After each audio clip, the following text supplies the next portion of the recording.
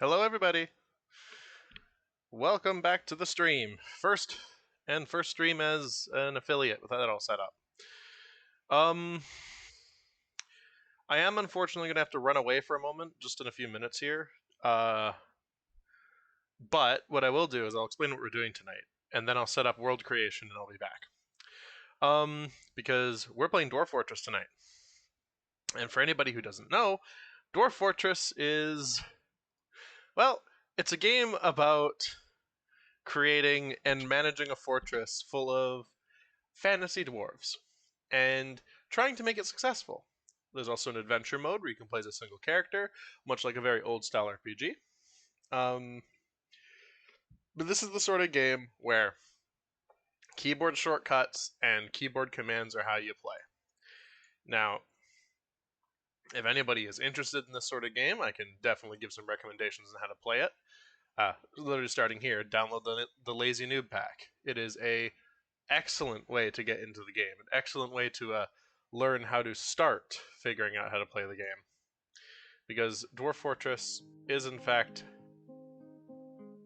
a bit of a mystery when it comes to getting the game running. Because if you just download Dwarf Fortress base, install it, you're going to be playing a game in ASCII. Now, me being the Dwarf Fortress goblin that I am, I know how to read ASCII. I know how to read it. I can tell exactly what's going on in game staring at the ASCII. It's incredibly clear to me because I've been playing Dwarf Fortress for a long time. But for a person just getting in, you would look at it and say, what the hell is this? You wouldn't be able to tell what's going on. And I even expect with the gameplay I'm going to have to describe what things are to people, because this game can be confusing to stare at times. But this game is incredibly deep, and it inspired so many wonderful things that came out afterwards. For example, RimWorld was a big inspiration from Dwarf Fortress. I believe Tynan said it was anyway. I could be misquoting, I could be misinterpreting, but you know, it is a colony management game in which you can literally dig down so deep you encounter the circus. If that happens tonight, Alex, I can basically explain what the surface is if we get that deep. But it's fun. And the tagline for this game is losing is fun. Because, genuinely, one of the funnest experiences you can have, maybe, is your fort falling to ruin in ridiculous ways, fighting titanic creatures beyond your comprehension while trying to just stop your little dwarves from self-destructing. That can be a huge bit of fun in this game. It can also be frustrating. Like, very frustrating. But, you know, it's all about the experience. I need to tell the story about how one of my legendary wrestling dwarves killed a dragon a little bit later. Okay, anyway. Actually, I think I shouldn't have to run off thinking about it here. I should be okay.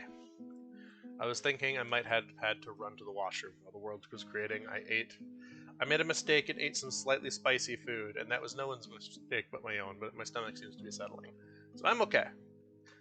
Anyway, let's get started. I'm going to switch over to the streaming screen here.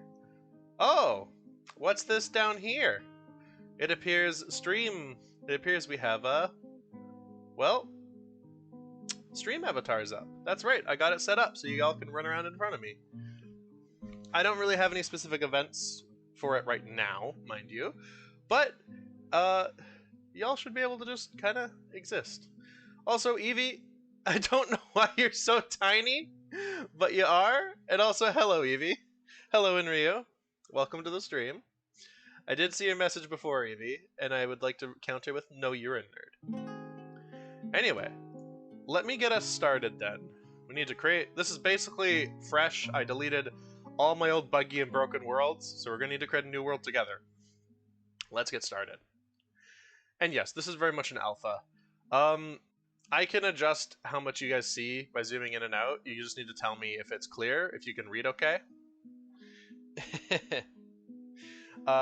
just so I can adjust, this is a text and ASCII based game. I have a graphics pack installed, so you will be able to actually have graphics on. You won't have to worry about not being able to see what's going on. So yeah, this is the alpha, and hello, Enryu. And yes, there is going to be a official Steam release of this game at some point. I cannot tell you when. Their release date is stated as time is relative. And honestly, Tarn Adams and the team working behind it are working incredibly hard, and all the progress they're showing. Hello, Draco. I see you there. Everyone's down in front. I'll have to see about editing the size. I downloaded some sprites so everybody could be various things. I also... Fug. Called out. Yeah, I can see when people pop in chat because of stream avatars. I'll have to see if I can figure out sizes and edit the sizes of some of these avatars a little so they show up a bit better. I think it might just be because of the size I have stream avatars at. The window. I could probably fix it. But for now, let's get in. We got to create a world. So the first step to Dwarf Fortress is creating a world. I'm going to go with world size medium, and we're going to go with short history. Because this game will actually... You are like a pixel. I don't know what... I think you're the pink Pikmin? Poggers. Indeed, Enryu. Indeed. So, this game will actually take the time to create, pre-generate, and make a history with everything that goes on in the world. It'll take that time. And it does it. This is also one of the reasons why I will... hello, Dinky! You got a big avatar! I will say this is the reason why this game takes a good processor to run. Because it requires your game, your computer, to actually process and run the history of a world, which doesn't seem much, but it actually... Hello, Draco, you're covering me now. It runs the events of the world up to that certain point. We're going to go with 125 years. Sure, we can go 5 years for history and have a brand new, like, at the very start of time world.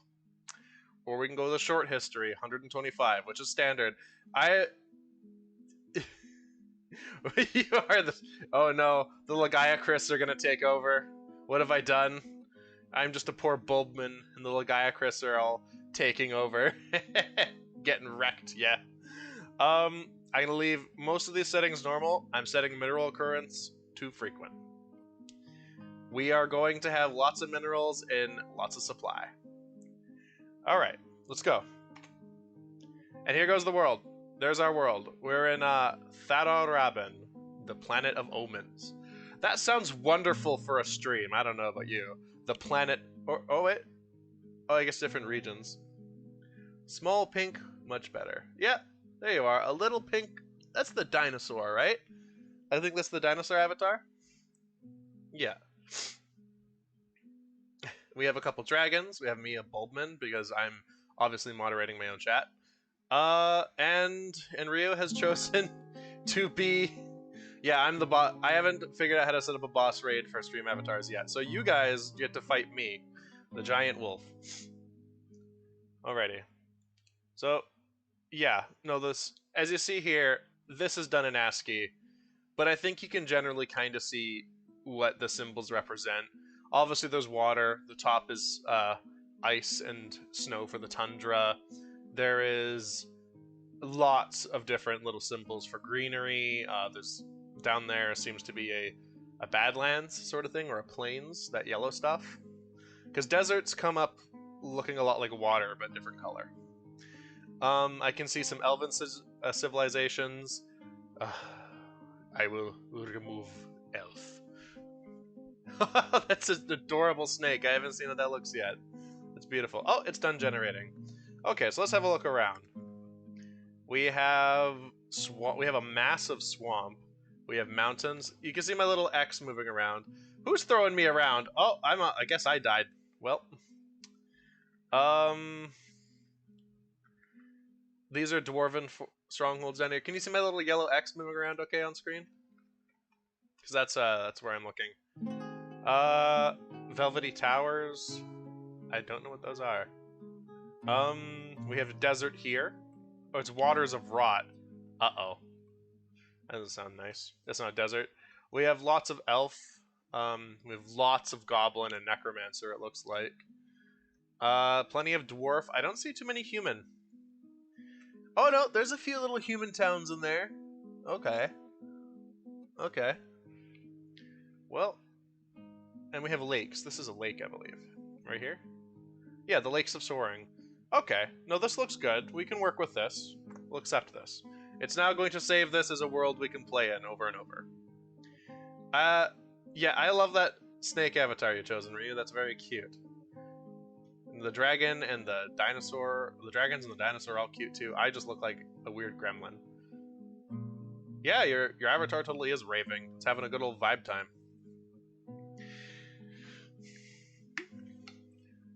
This also went a lot quicker than I thought it would. Just my computer has a decent processor, I guess. Well, I'm just gonna get kicked around all stream, aren't I? Yeet, indeed. All right, well, let's start playing. Let me zoom in a little so you guys can see a little better. There we go. Let's start playing. Yeah, we're going to be playing in... Now, Legends mode allows us to open up and read some of the events that have gone on by. There goes a star. Look at that. Jump.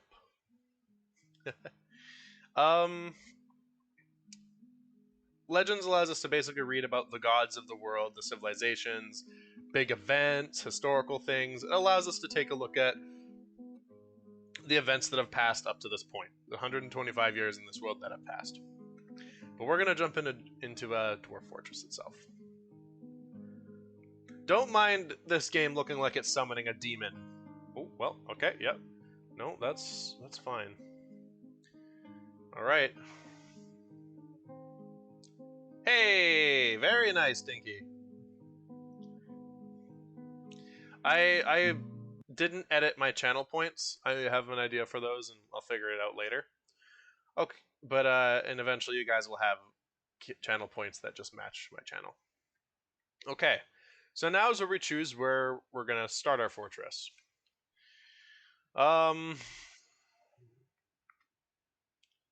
These are Badlands, yeah. I want to check out what this is up here. We're not going in this rotted... This is just a tropical ocean that is haunted. A haunted tropical ocean. Oh my, it's coming a little fuzzy on my side. There. We have a Necromancer's Tower, I believe. Actually, yeah, there's a tower there. If we carry on, these are all goblin settlements. Over here. This is a freshwater swamp. What's this? I can move that. What is this? I don't know what that is. Interesting. Never come across that. All right, let's take a look. Let's take a better look. I have a lot of interesting geometry. I know exactly what I'm going to end up doing. We're going to end up finding a specific area. So, 4x4, just basic dimensions. Savagery, doesn't matter. Evil, we want low evil. Elevation, doesn't matter. Temperature, rain, drainage, it doesn't matter. We want a fluxstone layer. We want no aquifers. Trust me, dealing with an underwater lake is a hellscape. Having to dig around it and, like, try and balance your dwarves going through water is a nightmare. River? Yeah, we'll have a river. Shallow metal, yes. Deep metal, yes. Soil, some. Clay, yes. All right, find me my location. So now the world will kind of search out and try and find something for us, so we can have a good game. I might have to change it. Evil low. I might have to turn that off because it seems to have a problem. Oh no, we found a location. It seems to be right in the middle of everything. Interesting. And now, yeah, the game's music has gone out. It'll come back in when we start playing. Alright, we have a few locations to choose from. So, browse results, yeah. So here in this mountain, this hot, it's joyous. It's a joyous wilds. Okay.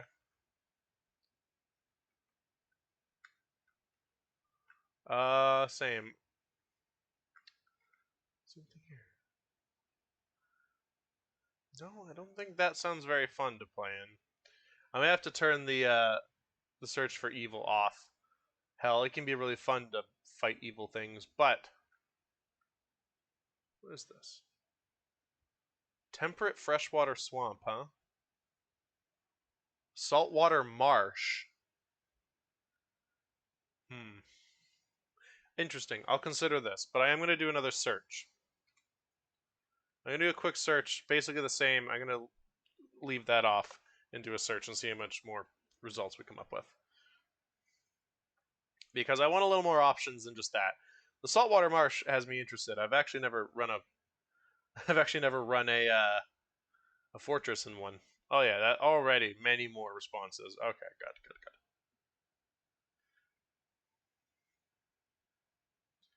Yes. Excellent. We'll take our time to browse through them all too. And then we'll get going. Going on our grand adventure. Alrighty. So, of course, we have our salt over here. Where are we? Oh, yeah, no, we need to browse worlds. Okay. So, a Badlands, it's kind of risky. We have mountains. I'm looking for a place where we have trees, because otherwise we're locked out of using stone until we dig down deep enough and find. Conifer forest, huh? Heavily forested, calm, thick, wildlands, surrounded by plenty of goblins. This could be a location. I will. Where is it? I will leave a note here.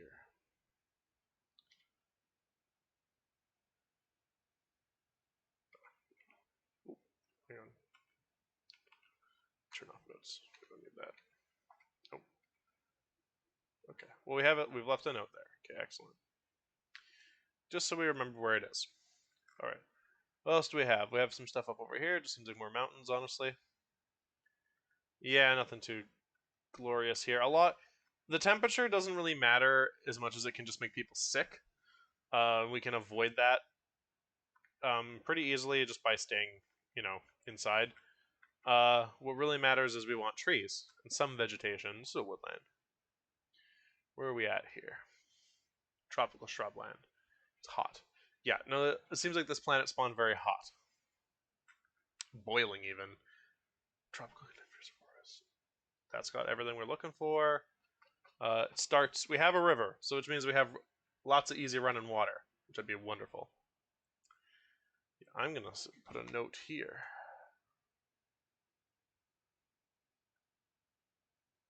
There we go. There we go.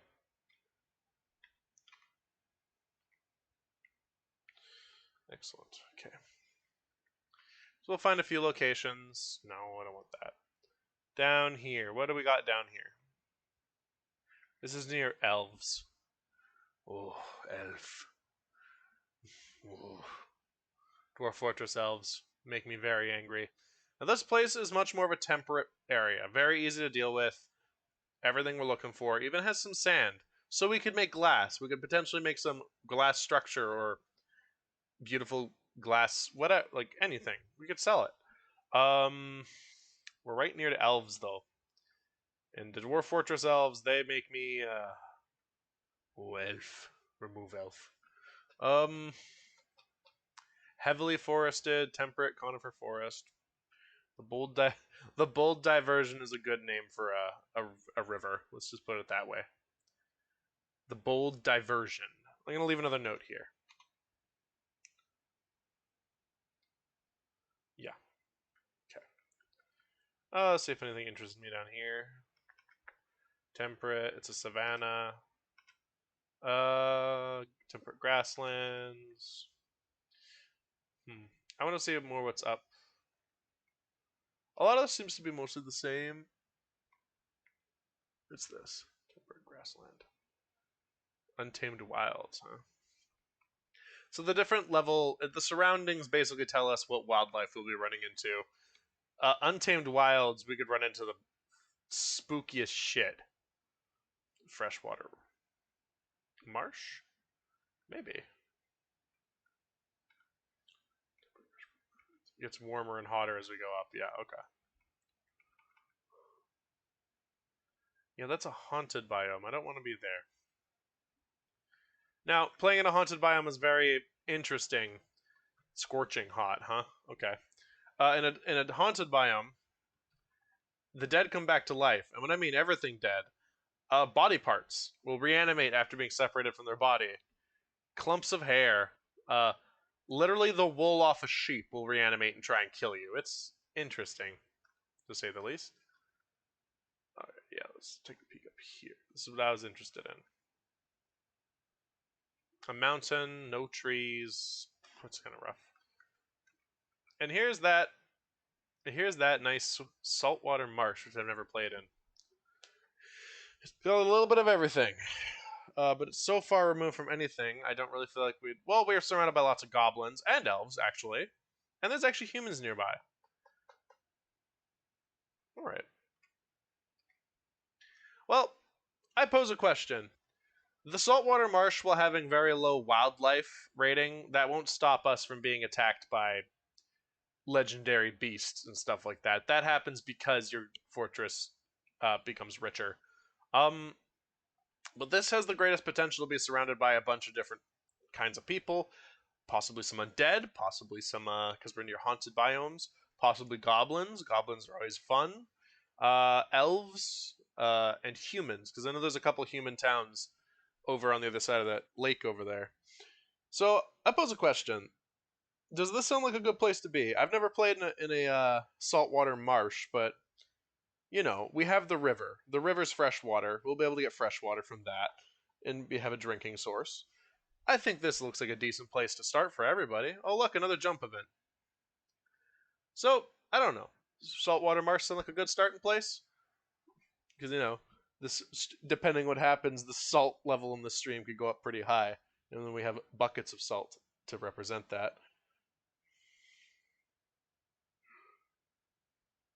I think this is a decent place to start. I don't know about you guys.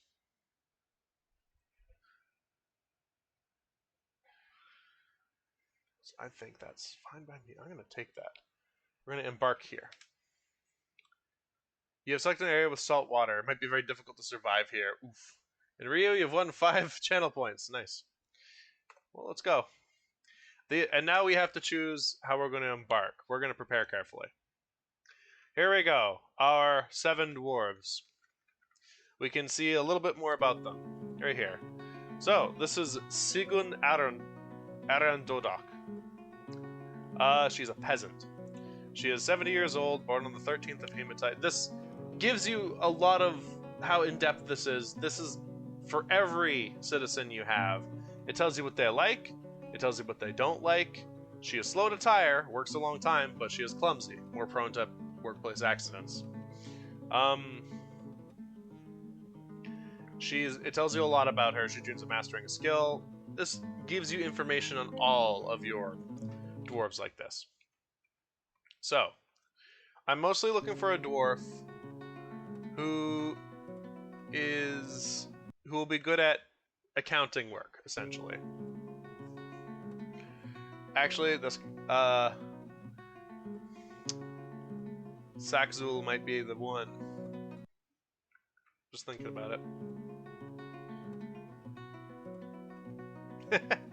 I could do without all those creatures in tangled greenery.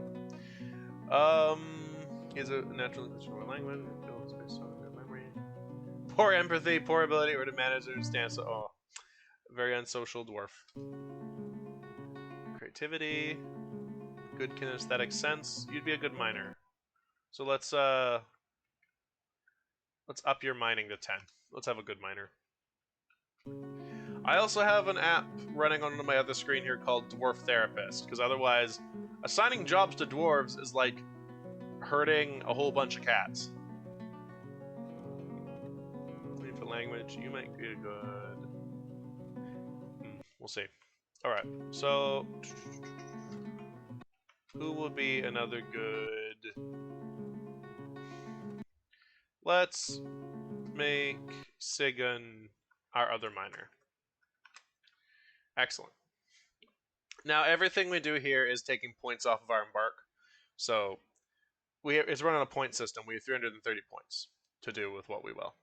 To set up for our foray into the wild, untamed lands of our planet. Alright, so I have 2 miners. Good. Good start. I'm gonna get someone who is a competent woodcutter and a competent carpenter.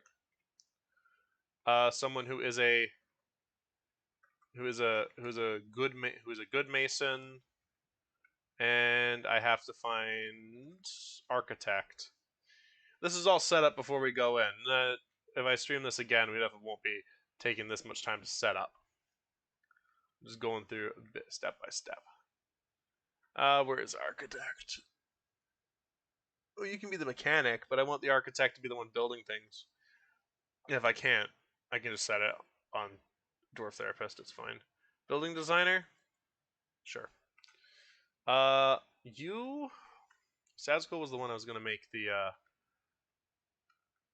you the one who was going to do that? Yeah, no, it's this is the person I was going to... Whoops. This is the person I was going to have be something else. Hang on. You are going to be my... Where is it?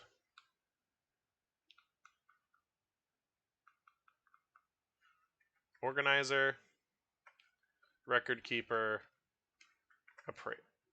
no, go back, appraiser. Okay, so she has that maxed out. Yeah. Kogan, alright. Kogan, let's make you the mason and architect. And then we gotta choose what we're bringing with us. Mason, architect. We're gonna have a crafts dwarf, stone crafter. I'm also gonna make you another building designer. It's good to have a couple people who can design your structure. And you, I'll make you a carpenter.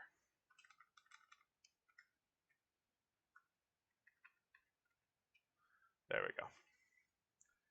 Pretty balanced. Actually, no, that guy needs to be a farmer. Right, I almost messed myself up. Whoopsie. You're going to be a farmer. Where's the growing skill? There it is. You'll be a grower. A good grower. And we'll give you some skill in herbalism. Alright. And now we go to our items. Actually, first off, we should name the group. The group name. So it is. The Tools of Creating, Lord Dilbar. Well, that sounds like a pretty okay name if we want to be basic. The Tools of Creating. I kind of like it at the same time too. It's very basic. That's the name of our group. Our group that goes out into the wilds. We also get to name the fortress too. I'm okay with the Tools of Creating. I'm okay with that. If you guys want to suggest something different, we can go with that. Name the fort. That's what I want. Okay, boat stip. Boat stip is very small. Let's go with something. I'm gonna name it after the area. Let's see what we got. Salt. So salt tip is what it became. All right. So salt tip.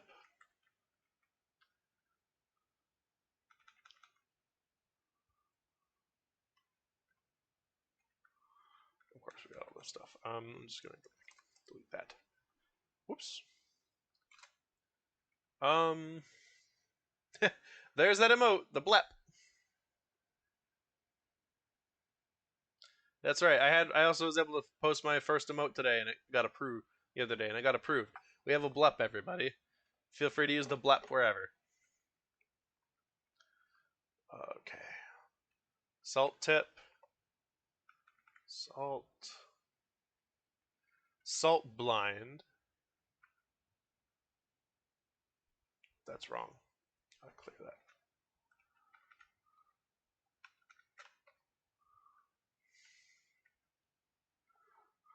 Salt vault. The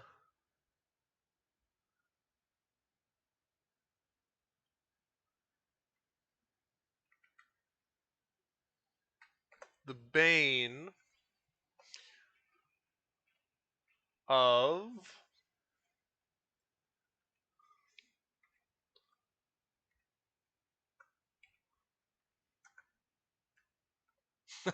looking for elf because I know what I'm about.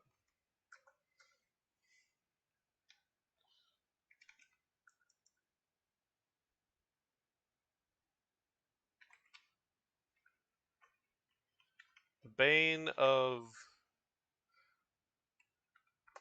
bane of metal. Salt vault, the bane of metal. Because we're in a saltwater swamp.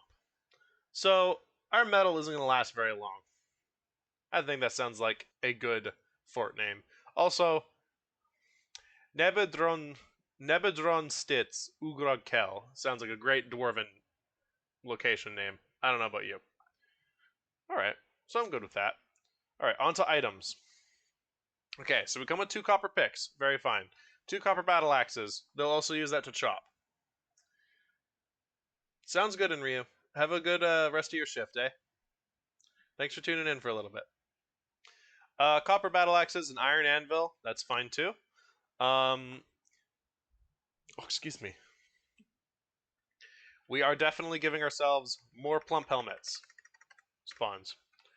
More pigtail seeds. More cave wheat seeds. More sweet pod seeds. And more rock nut seeds. Also more dimple cup seeds.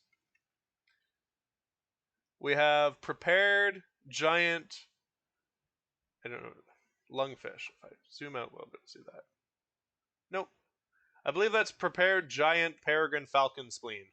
We have lungfishes. We start with a bunch of plump helmets. I'm gonna up that a bit. 52 points.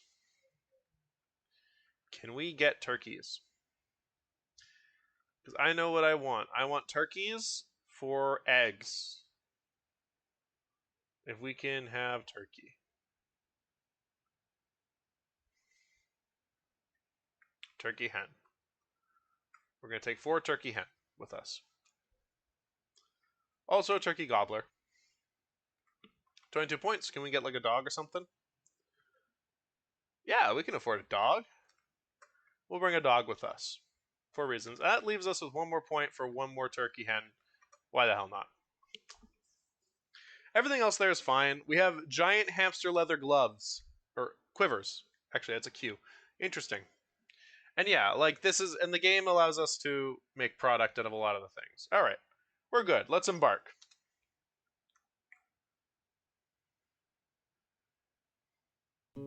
There we go. You have arrived. After a journey from the mountain homes to the forbidding wilderness beyond, your harsh trek has finally ended. Your party of 7 is to make an outpost for the glory of Edzul Udar. There are almost no supplies left, but with stout labor comes subsistence, whether by bolt, plow, or hook. Provide for your dwarves. You are expecting a supply caravan just before the winter entombs you, but it is spring now. Enough time to delve secure lodgings ere the dingomen get hungry. A new chapter of Dwarven history begins at this place. Salt Vault, the Bane of Metal. Strike the earth. Alright, here we go. Oh yeah, that is very clear and readable. Alright, so where is our party?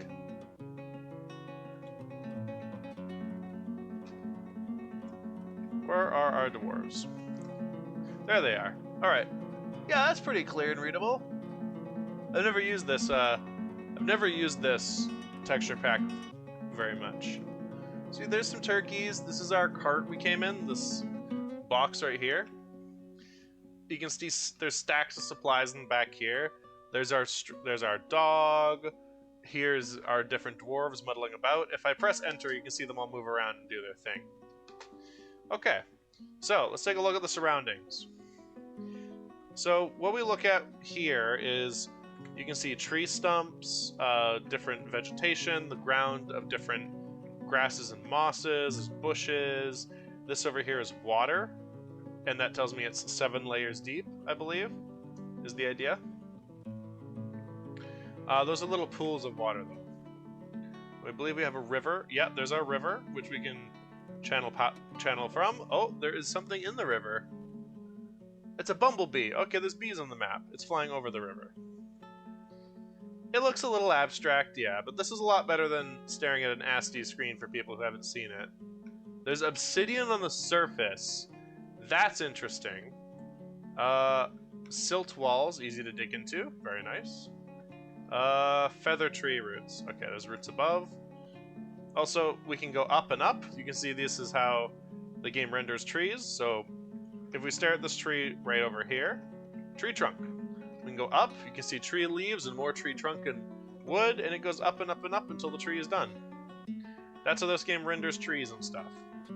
And it's like taking vertical slices out of a world, or horizontal slices out of a world in layers. So, as dwarves, we should be delving in. We don't have much of a mountainside to work with, so we might be a good idea to build...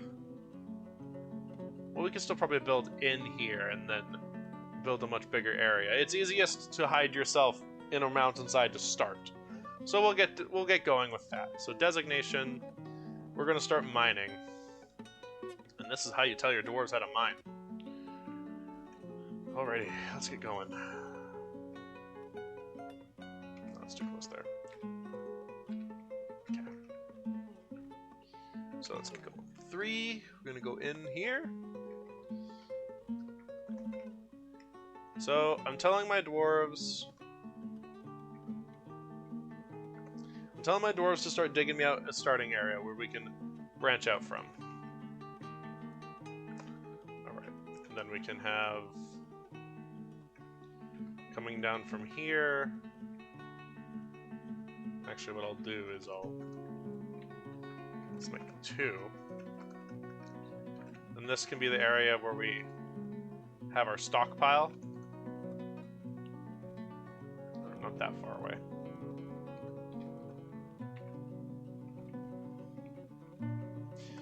Alright, we stockpile our goods. And then we can have a door here. And then we can make an up and down staircase, and we're going to start channeling down.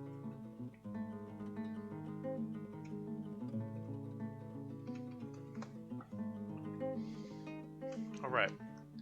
That's good to start there. Let's chop down some trees. We're going to clear the area in front of our fort of trees. I think that's a smart idea. So we have more room to work with. We'll also give them lots of wood.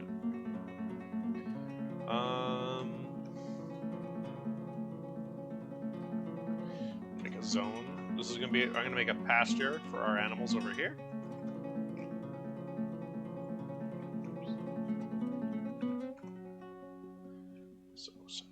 I know all these controls look a little abstract, and they are, to a degree.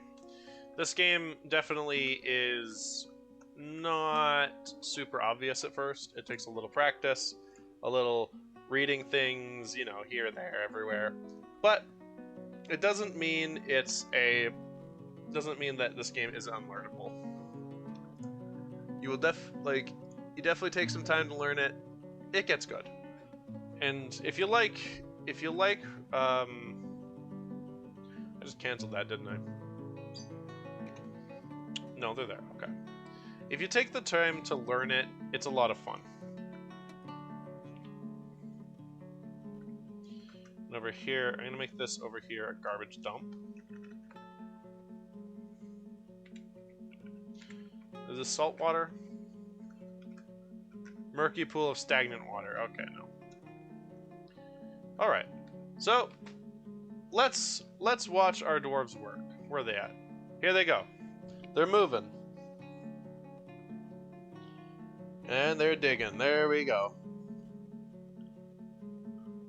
Our miners are quickly delving deep into the mountainside, or the hillside, because it's more of a hill, and going, you know, carving out what we asked them to. They're going to be carving through some roots, it seems, of trees. Can we... Here's the difference. Is silt...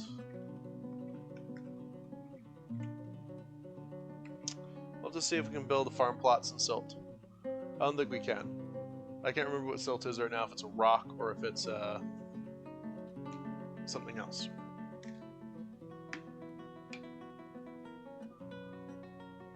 Also, thank you for tuning in to my first stream after getting affiliate, everybody. I was going to stream yesterday, but I had to help my parents with something. And I know I had a different game on the schedule for today, but I kind of really wanted to try and get this game going for a while. I love this game, and I like to share this with other people, because it's interesting to see people's reactions into how it works. Alright, so let's see what we're left with here. These are just different things. Dinky Shy! Thank you for the subscription! Hey, all my little guys jumped too. Subscribed with Prime, eh? Well, thank you. That's awesome. I don't think I was quite ready for that. You are, in fact, the first. Well, thank you so much. Thank you, Shy. Hazel tree, apple tree. Oh, and you see the trees have gone down? You can see the logs. Oh, well, thank you. I really appreciate it. Alright. And if we pause, we can look. You see they've... Oh, we have green. What's this? Peat. Ooh. Silt. Peat. Enjoy the blep emote, too. Silty clay walls. Interesting. Clay loam. Silty clay. And this is where we get rock. Okay, that's andesite. Interesting. Andesite. Andesite. View.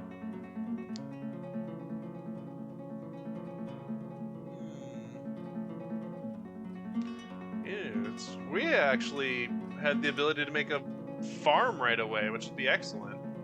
Alrighty. We have wood too. Also, a thing about this, so the reason I don't like elves in this game. Elves in Dwarf Fortress are incredibly selfish when it comes to trees. So how it works is elves hate it if you touch trees. If they see that you've cut down trees, if they see anything like that, they will get mad at you. And they will continue to get mad at you to the point where they eventually decide, I'm declaring war on you because you touch trees. So you end up having a situation where you are suddenly at war with elves because you decided to dare touch a tree. In their eyes, they're the only ones who are allowed to work with trees because they use their elf magic to grow whatever they're using from the tree. So, because they grow it from the tree, they're allowed to touch it, and you're not. You know, very fun. Very nice, Dinky Shy. Another win. Alright. So this is going to be into my... I'm going to make a food storage area here. So right now I'm making... Right now I'm basically setting out our meeting area for our dwarves. Gonna have a place where they can meet and talk and all that. This is still silt, if I'm correct. But I believe my silty clay. But my farms are gonna be up top, so... Oh, excuse me. And then I will have the food stockpile, and then what I'll do is I'll build...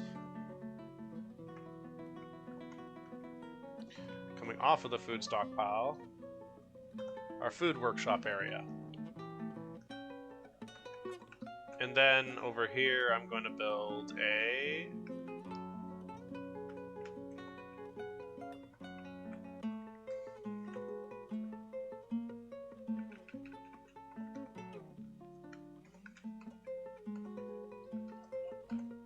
There we go. And this will be where we put our chickens, or our turkeys, mind you. Not chickens, we brought turkeys. The reason I brought turkeys is turkeys provide a constant supply of eggs. You're very good for keeping a fortress up and going very early.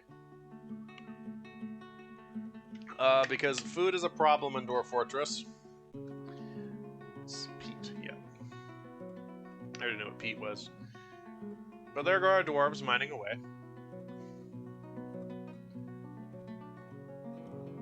Go check on everyone else. There's our water buffalo. Was our yak around too? Oh, yeah, they're both there in their pen. The garbage dump is up there. So let's create a stockpile and have our dwarves bring everything in from the rain. So basically, I'm just going to... No, we'll disable food for now. We'll enable this. Ammo, coins, bars and blocks, gems, finished goods. We'll disable gems and bars and blocks. Leather, cloth, that, and that, and that. And then we're doing a custom stockpile. We're gonna have our dwarves bring everything in. So the rest of our dwarves who have hauling will start moving everything inside. They'll put it in the stockpile to keep it for just for safekeeping. See, there they go. There's crutches, see some cloth and some bags. Damp stone, alright. Where?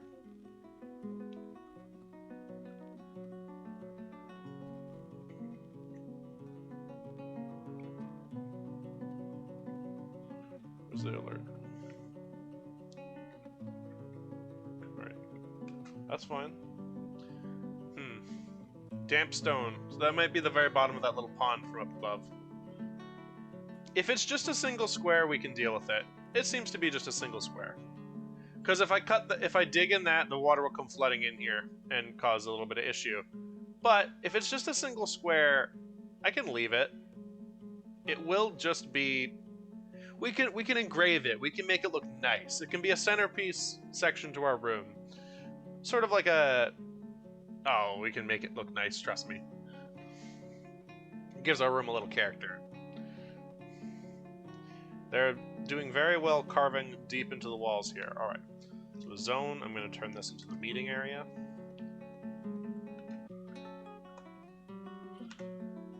It's our meeting area. Our dwarves and other animals will come down here to meet now. I'm going to create a new pen pasture right here. This is where we put all our turkey hens. And the turkey gobbler. Done. So now the nice thing about animals like turkeys, chickens, peafowls, and peahens is that if you set them to a pasture, insects will spawn around them and they'll eat the insects. You don't have to worry about feeding them. Whereas a yak and the bull that we started with, I had to set them to a pasture where there's a grass or something on the ground for them to eat, or else they will just starve and die. Excuse me. Down 2 more layers. And then we'll start working on our industry layer, because they're done mining all that now. So, let's see.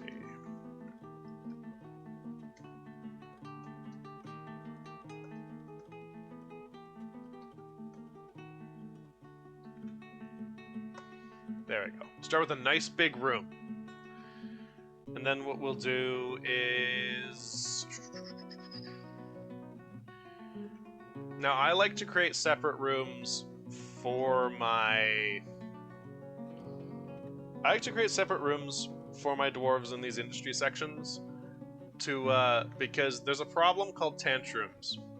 And tantrums can involve a dwarf getting really pissed off, running over to another dwarf and deciding to kick the shit out of them if they can't get their way. Dwarves can be taken by foul mood or like moods, which require them to start working on a project, and you need to make sure there is a tutorial. Yeah, not in game, but there are loads of tutorials online, and a really well documented one a guy hosts on his site. I can look it up later. But this game is definitely the sort of one where it takes a minute to remember key bindings, just because like, it's not so straightforward. There is a Steam version coming if people would like to wait for that, which they are making an actual interface. They're planning to sell it because Tarn Adams' brother is sick, and in order to help his brother with the medical bills, he actually decided to monetize Dwarf Fortress. He got a team on to help him make an actual graphics and like to help spruce up the interface so it's a game and less of a what I'm doing right now, which is pressing a button combination over and over. Getting started with this game, yes, there are tutorials online. There's a really, really good one hosted on a guy's site that he made. I forget his name or his username right now.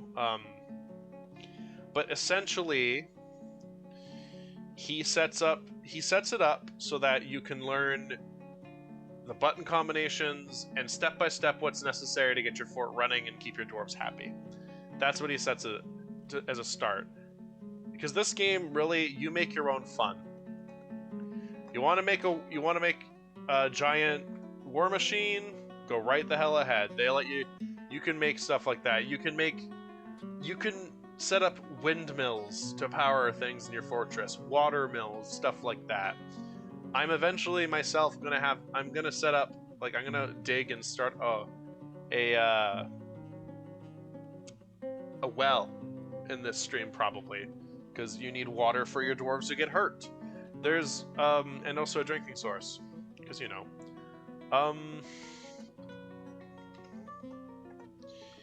The saying "the world is your oyster" in this game really is true. It's what fun you make of it. That's the idea behind Dwarf Fortress. I would always say, for my starter recommendation, and a lot of others, is find and download the Lazy Noob Pack.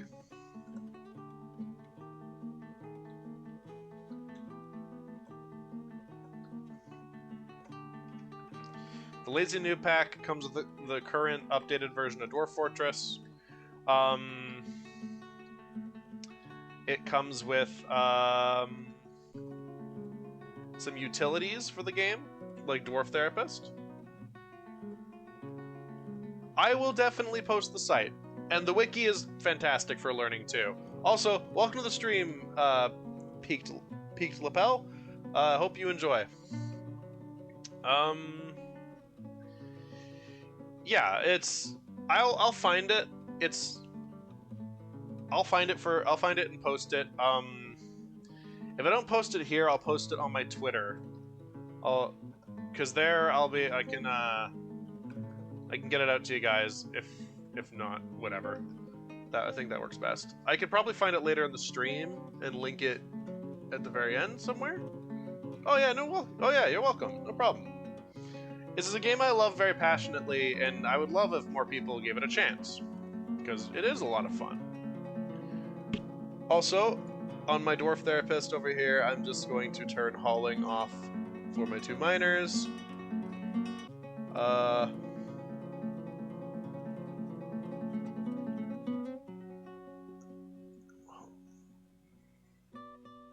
I'm running Dwarf because I will say one thing as my starter bit. People interested should use the Lazy Noob Pack. I'm repeating myself, but it comes with utilities like Dwarf Therapist to make assigning jobs to your dwarves easier, texture packs so you're not staring at ASCII, plus a whole bunch of other interesting things like an isometric world viewer so you can see the world in sort of like a Diablo-like view set. There's one that builds it like a 3D Minecraft-like map. There's a whole bunch of cool utilities in this which just make it so you can see everything you're doing in such an interesting way. We have honeybees on this map too, I see that. We could actually get into beekeeping. And we have a whole load of obsidian over here. Driftwood, huh? I wonder if that floods, if that's a floodplain. We'll have to see, because there's driftwood, so we could be that could be where some ocean water comes in. There's also video tutorials on YouTube, hosted by many wonderful people who go into some very awesome depth with the game if you're interested in that sort of way.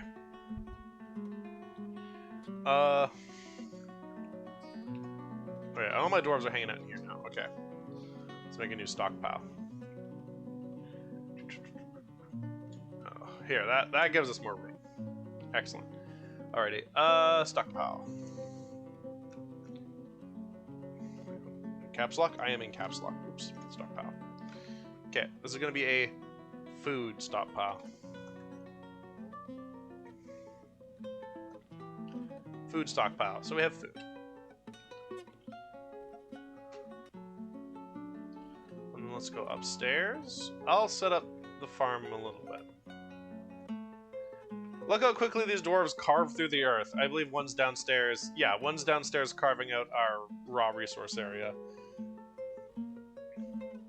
If anybody needs me to explain what they're looking at, go right ahead and ask. I can clarify things. That's kind of what I'm here for. I have no problem doing that at all.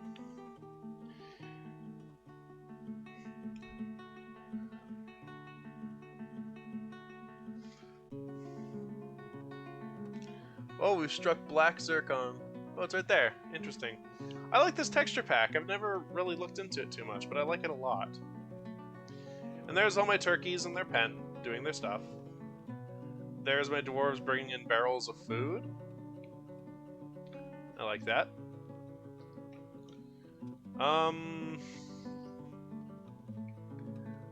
They're still emptying our cart. It'll take a while.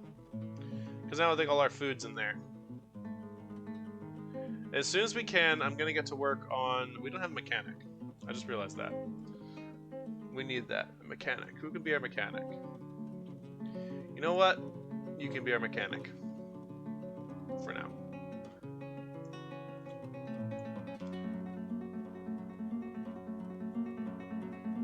Each screen... Okay. Genuinely, where you start is... And this isn't to be mean...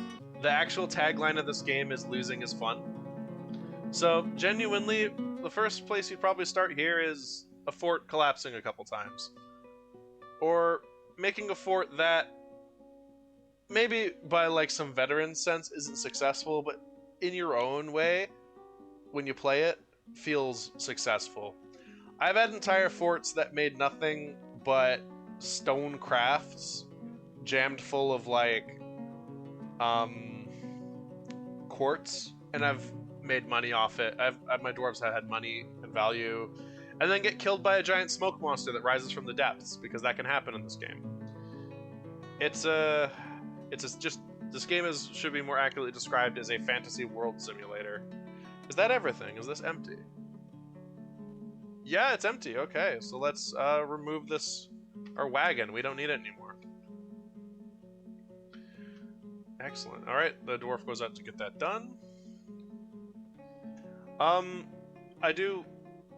I said, I'll pass along the tutorial, the written tutorial.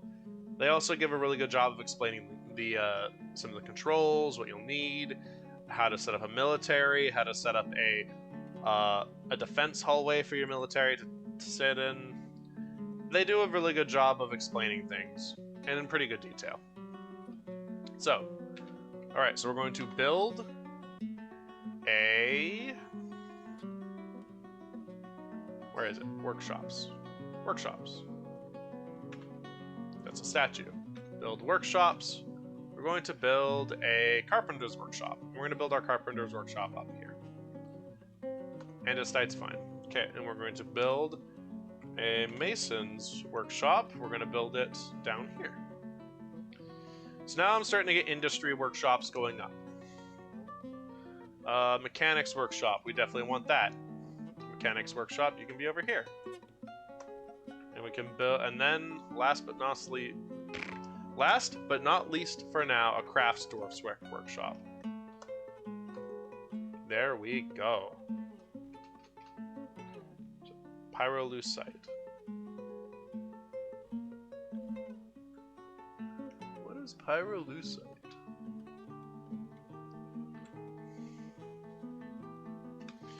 We're already striking some interesting metals. Or, not even maybe metals, but some materials even in our storage room. As our dwarves go and go and go.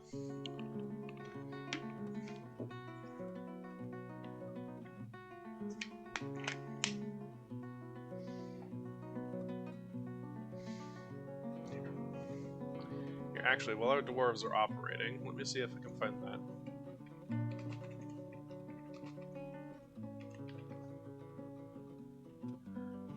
Here it is. Here, I'm gonna link this in chat for you all.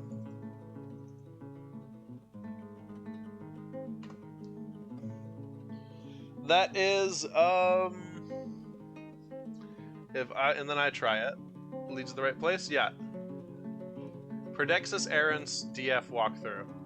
It is designed to help someone learn Dwarf Fortress and someone help you learn and learn that with this game, losing is fun too. Because digging down to the circus, for example, wonderful way to lose. Absolutely wonderful. The circus is a load of fun. Let's just say that. So yeah, just posted in chat there the tutorial for you guys,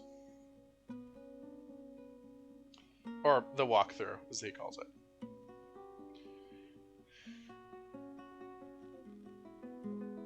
All right, let's just take a look at some of the materials. Pyrolusite. What is this? Bluestone.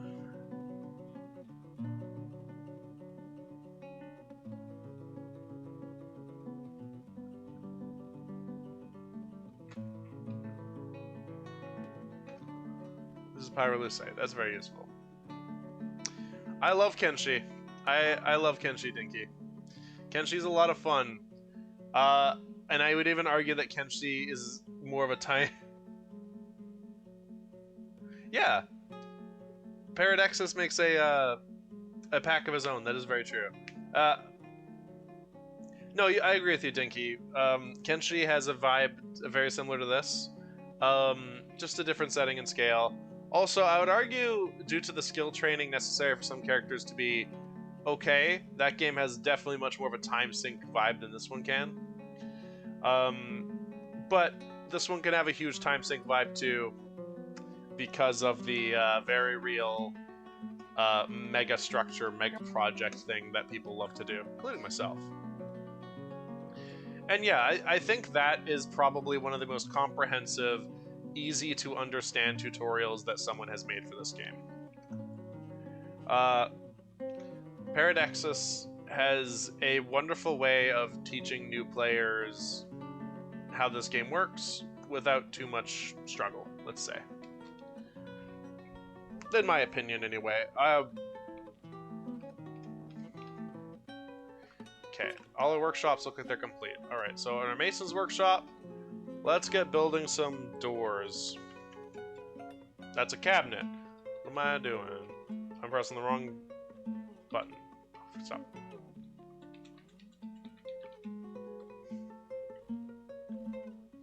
My fingers are not cooperating. There we go. I'll just have them construct some doors to start. Mechanic, you're going to start making rock mechanisms en masse. And the crafts dwarfs, you're going to start making rock crafts en masse. And this carpenter is going to start making us beds, I believe. Yeah. Well, actually, cancel all that. You're going to start making us tables.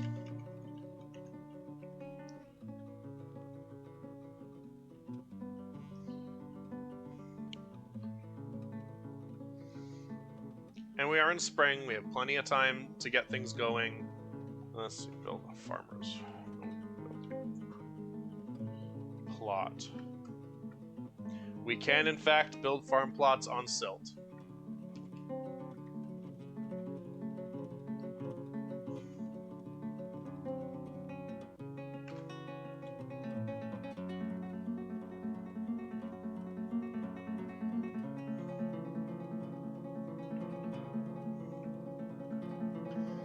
Start building a farm plot.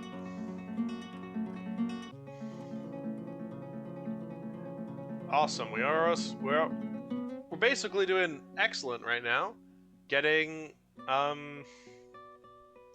well, getting our dwarves ready and set up. All right, this is good. Plump helmets in the spring. In the summer, plump helmets. In the winter, plump helmets. Plump helmets in all seasons. We need plump helmets. Plump helmets are important. Don't let anyone ever tell you plump helmets aren't important. Alright, and build a G bridge. We're gonna start building a bridge, a drawbridge. Right here. And it's going to raise that way. Yep. We will use andesite. And what I'm doing here is I'm setting up a drawbridge. Or we're going to start setting up a drawbridge anyway. Because drawbridges, when set in an area like this and set to raise in a certain direction, we can use it as a door, essentially. And we're going to use it to, you know, block off our fortress from any invaders outside. Anybody who would come to wish us harm while we get set up. I'm also taking this at a much slower, casual pace. Now, we don't have very many hills. It's a very flat land here. Oh, we have animals. What do we got over here? What do we got down here?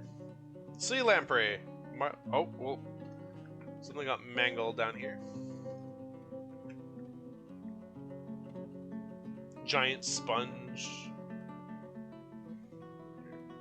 Brook lamprey. We have eels in there. What other animals we have? Giant wild boar? Yeah, giant wild boars. Actually, very easy way we can tell this. Hello, Evie. I see you're back. We have quite a few animals. Honeybees. It's raining. You can see a little blue flecks on the screen. It means it's raining.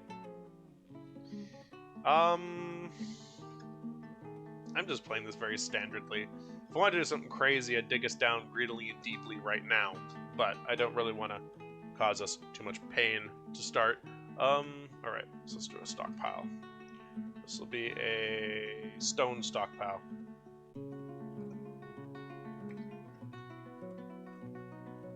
Stone stockpile, I'm gonna make a wood stockpile.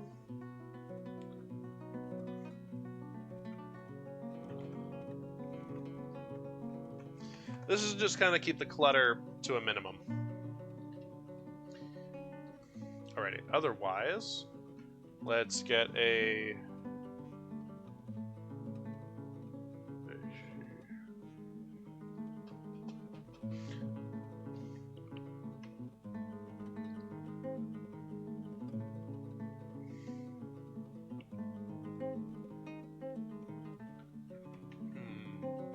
How do I want to do this?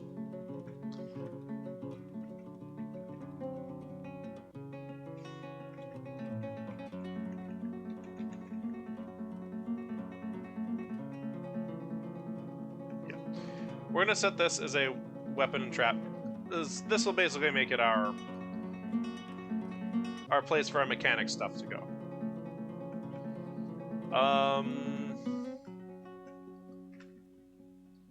For now, anyway. I'll set a gem stockpile up here.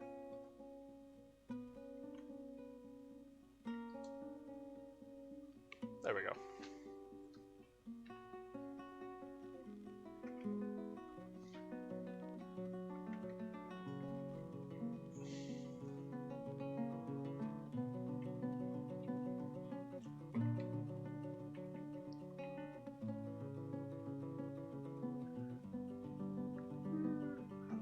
Let's see. I actually have to figure that out.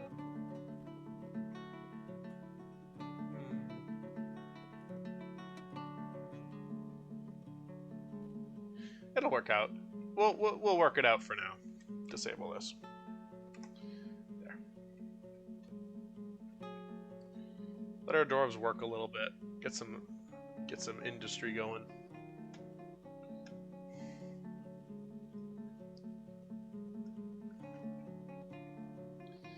And eventually here, I'll have one of my dwarves start making some, A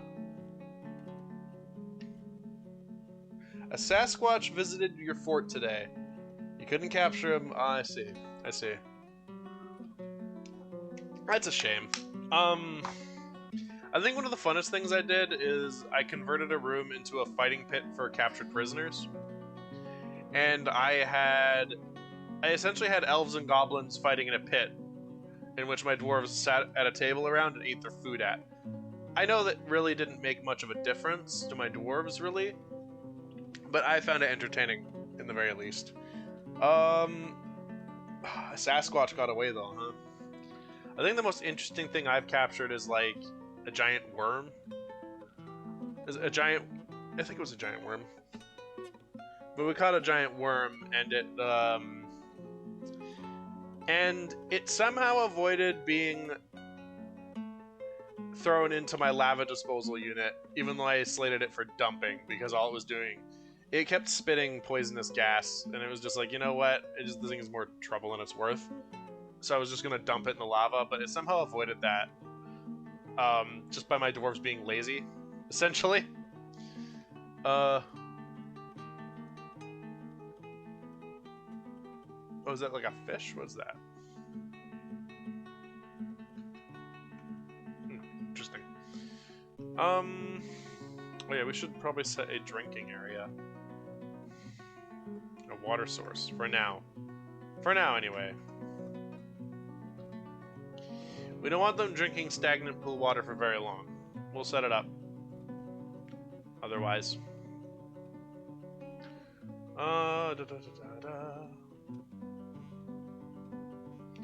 Dwarves are working steadily to get our stockpiles complete.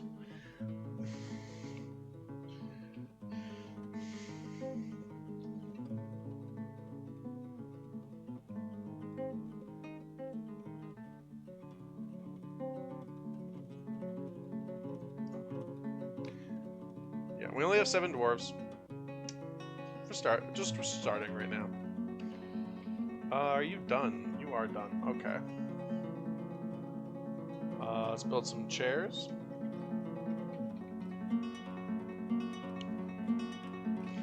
Alright. This is where we get to be interesting. So, build door.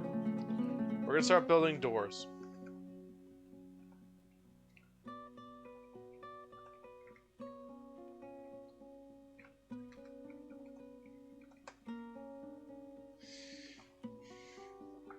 I have a very funny feeling this fort, I hope it isn't uninteresting compared to other things I have experienced, but just its location could give us interesting time, because we don't have very much vertical space to build.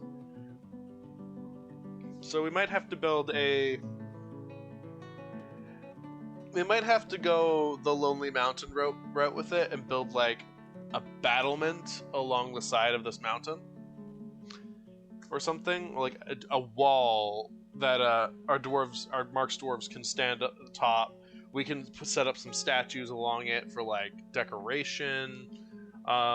Maybe build some arches. We could have some fun with this area, but like this definitely doesn't. This specific hill here doesn't really lend itself to a huge fortress coming out of it. This isn't even like a mountain, it's just a small hill on the side of near the ocean. Because the ocean like is maybe a couple grids over just off screen.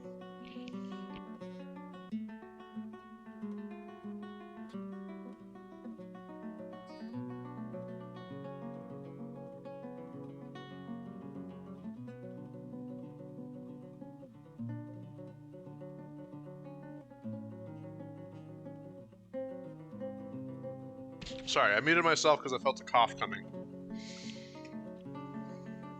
Didn't want to blow anyone's ears out. Okay, everything seems to be going good right now. Making lots of components.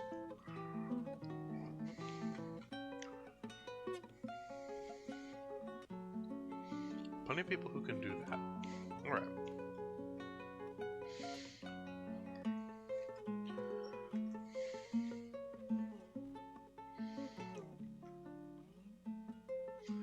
let's suspend this for now.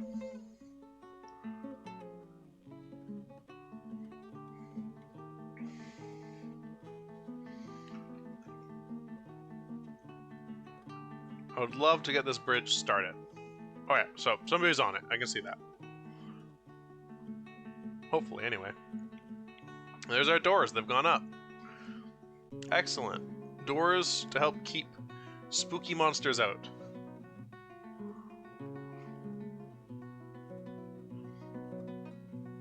Hopefully the dwarves get on it anyway. I'd love for them to get it done. Because giving them orders in this game is a lot like giving them suggestions. Let's just put it that way.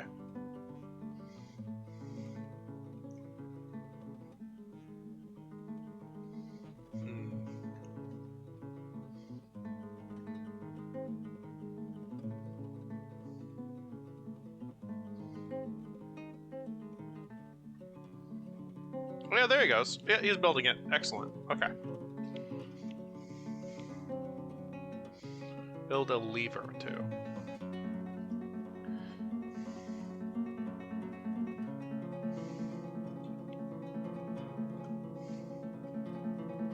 And then tell them to build a lever when they can, too. So we can then link up this bridge to the lever, prevent spooky monsters from getting into our fort. And causing us a lot of trouble.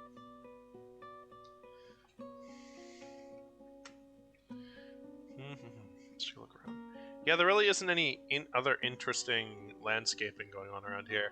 This area here with all the driftwood interests me, because I'm curious if this means that something else is going to happen during the winter, or something like that, or like, is this ever going to flood? Because this is all just obsidian pebbles covered in driftwood. So I'm just interested by the landscape that could be there.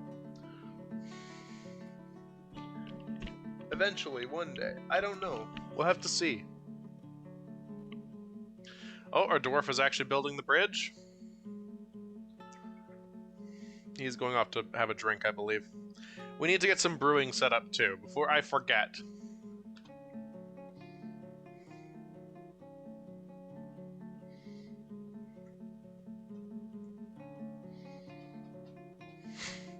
Sha. Hello, Enryu.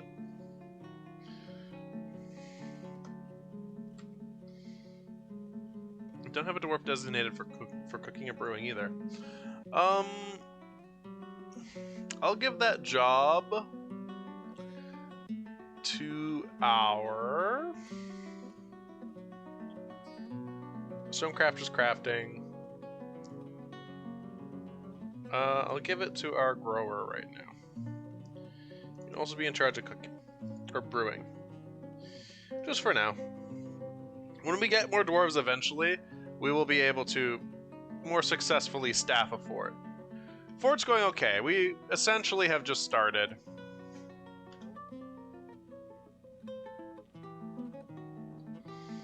Oh, he's just building it now. Okay.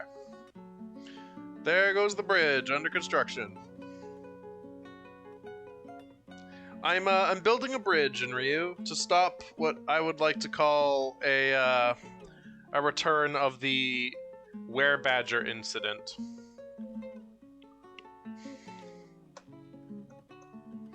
Excellent. There we go. The andesite bridge is going to be constructed soon. Oh, a bit of a hiccup there, performance-wise. It's okay. And you can see the farm plot up there is growing more plump helmets. Mushrooms for our dwarves to eat and turn into brew.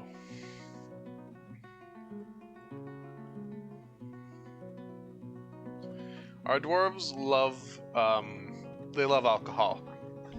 A dwarf can sustain themselves off of water, but they will not be happy. Where, Marmite? Is that what it was?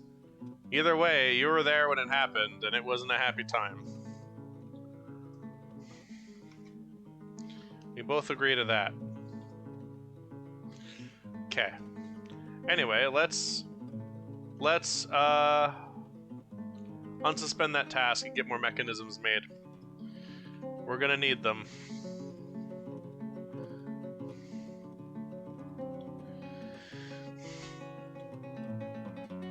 It was terrible. To explain that story, a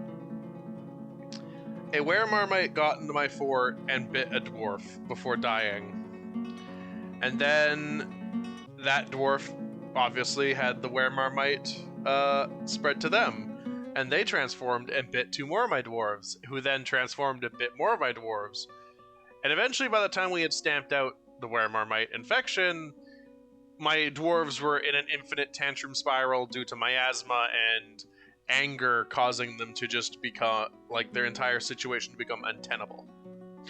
They were turned from happy, somewhat happy creatures of industry into basically angry at everything that existed because of were-marmites and their propensity to just cause us pain. I think the roughest one is when it killed one of the dwarven children, which then caused the mother to instantly tantrum and kill someone else nearby. It was terrible. And then the screen got filled with miasma. Some migrants have arrived. Here we go.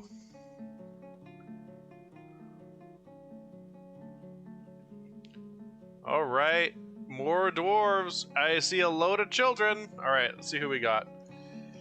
Dwarf therapist, read. Yeah, we have 1, 2, 3, 4. We have 4 children. We have a farmer. You will... you're good at cheese making and gelding, but you are going to be our brewer and cooker. You're not going to be brewing or cooking anymore. You guys can't see what I'm doing. I could, like, maybe switch over to display view and show you, but it's mostly just me messing with a utility. We also have a clothier. I won't need that right now, but perhaps you can come into the crafts dwarf. Stone crafting, wood crafting. Where's bone crafting? Because we can do bone crafting too, which is nice. Bone carving. There it is. Make our other crafts dwarf that too. Mason. Who's our crafter? Crafts dwarf. You're also a wood crafter and a bone carver.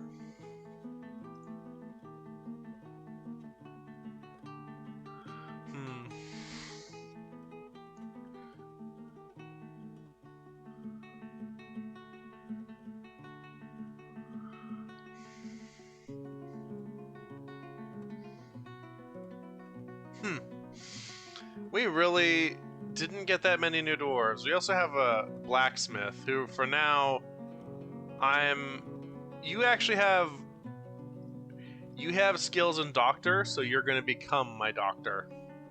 For now. Oh, and that guy is also a beekeeper. I'll leave him with being a beekeeper.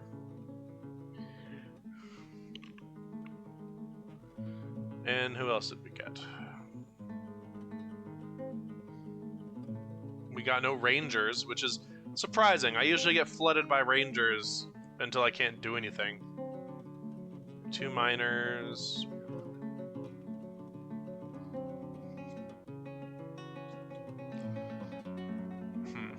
We'll see. That seems fine for now. Commit changes. And back to the game. Okay. And they brought animal with them, so I'm going to immediately set this information. Oh, we have a bull calf. Interesting. That's fine. Set you to the... We're going to set you to that pasture, just so you don't go inside and starve. Okay. Oh, the still's ready. Okay. Brew drink from plant, and we're going to put you on repeat. So, brewing a drink from the plant, it'll leave behind a seed, or a plump helmet spawn for us, which will allow us to get our dwarves drink for quite a while. As long as they have enough barrels, and that's something I should actually get on, is seeing about making another build. Carpenter's workshop. Mason's workshop, which I had down here. I'm gonna start doubling up on a couple of these.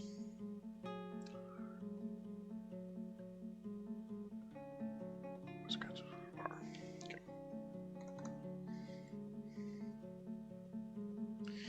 Because I would like to have some overlap to a degree. And eventually we'll start building our dwarves some, you know, we'll start building them some rooms and stuff in a little bit here, you know, so they don't have to all sleep on the floor together. Give them some actual, like, luxury in their lives of industry.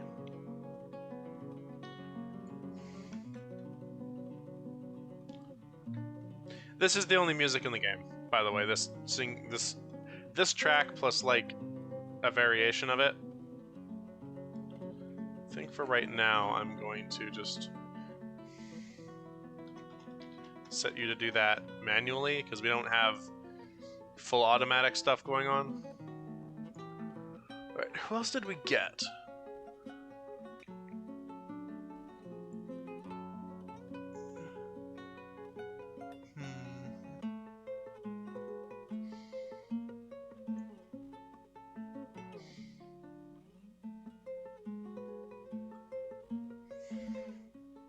Also, I could probably go about giving dwarves nicknames if anybody wants to be a part of the fort. That's something I could probably do.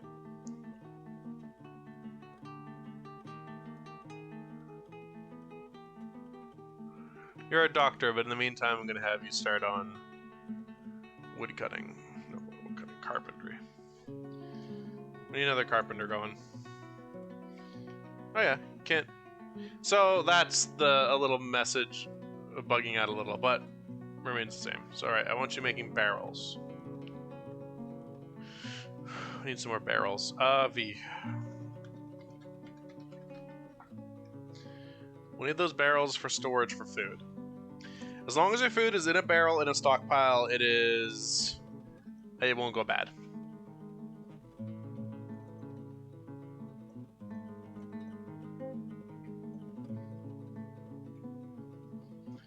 Is the general rule of thumb. There are ways that the food can go bad, but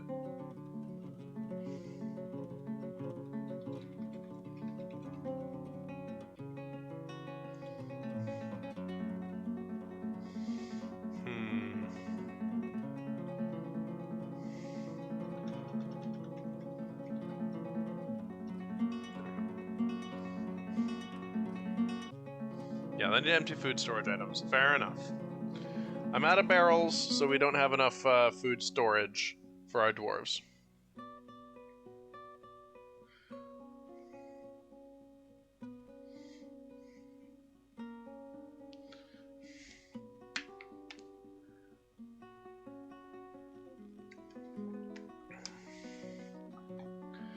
But mega projects and mega structures are definitely a possibility in the future. I'd love to build something big and crazy for the dwarves to work on eventually when we get even more migrants.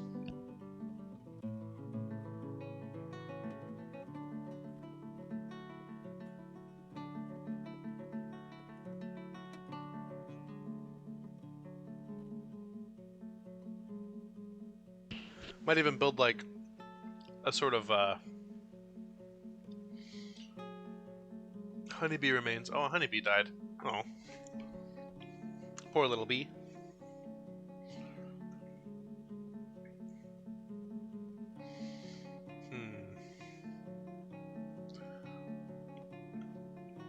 We actually have fish in this area, so having fisher dwarves doesn't seem impossible. Fish could become a good source of food. Only probably need a couple. It doesn't seem like we're overpopulated with fish or anything like that. But you know.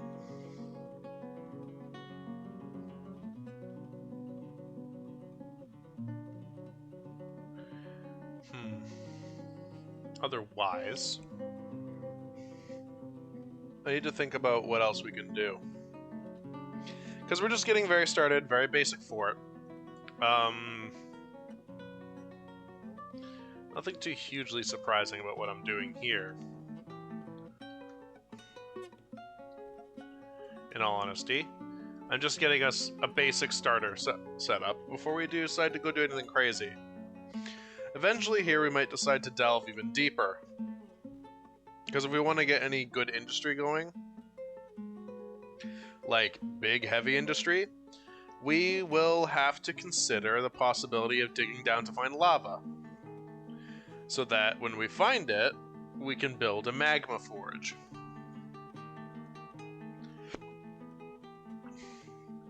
And building a magma forge will allow us to channel the heat of magma to make some advanced items and to even work with hang on one second. To work with even the most rare metals that require loads of heat from down below. The name of it is blanking on me right now, but you know, we'll get to it.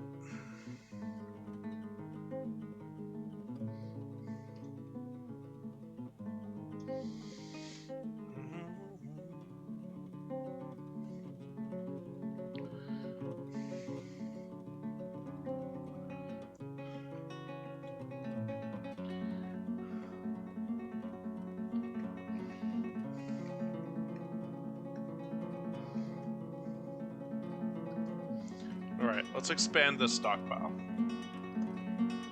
There we go.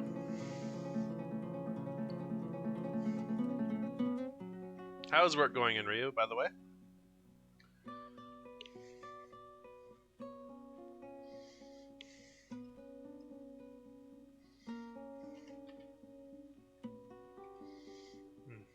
Well, I haven't actually been running very long. The dwarves are mostly sleeping right now, actually.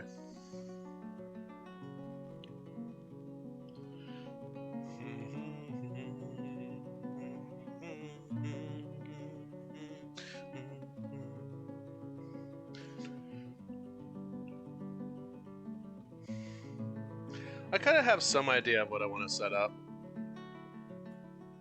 Part of me is thinking something to eventually look into setting up. I might, I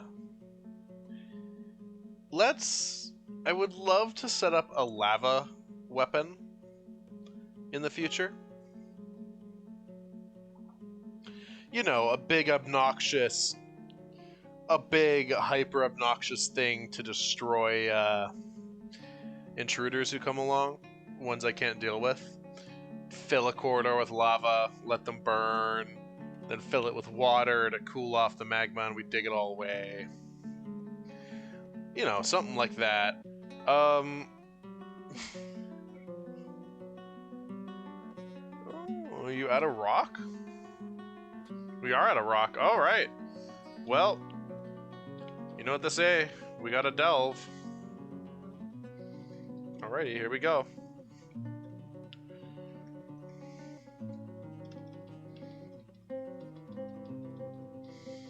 We're going deep.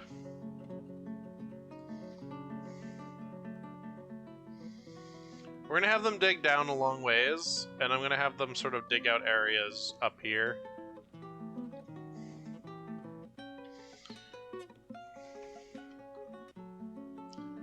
I would love to see what we could get for stone and stuff just over here. We're not very deep right now, so we're just kind of muddling around near the surface, just getting stuff underway.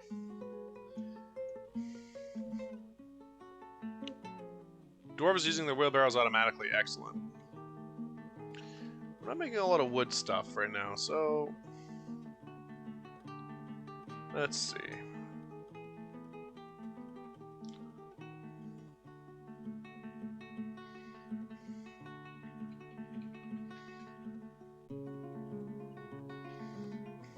Some doors going. Let's get some beds going. Excuse me, I said bed, not armor stand. There we go. That's just me hitting the wrong inputs.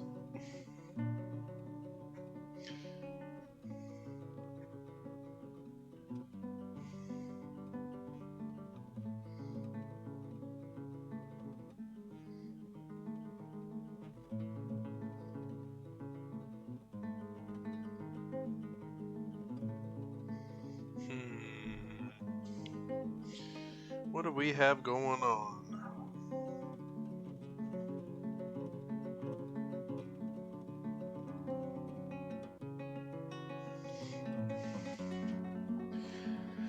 If anybody else has any suggestions to something I could look into making in the future, please throw it out there. Autumn has come. We will definitely survive this year. This year wasn't an issue. We'll make it into the new year. Oh my lord, here it starts. We have struck Date of Gold.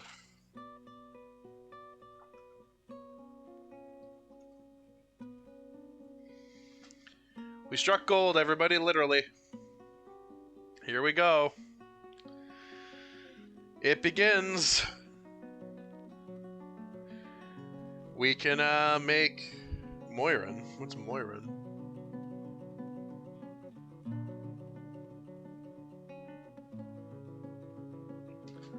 What is That's interesting. We're striking gold at Moiran. This is going to be an interesting time. The gold means we can make really valuable material. The Moiran, I'm not sure. Moiran's a crystal, looks like, of some kind.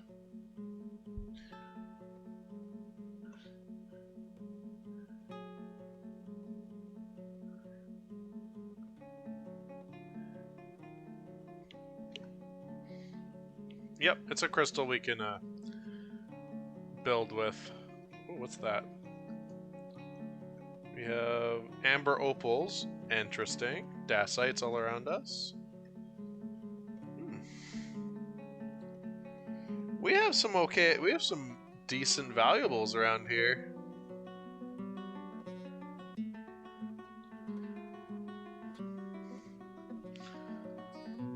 What do we got here?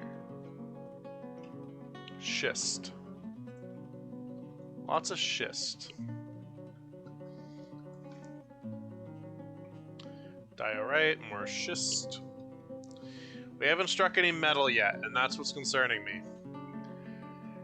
Again, if we don't even strike metal, we can probably trade for metal, but microline.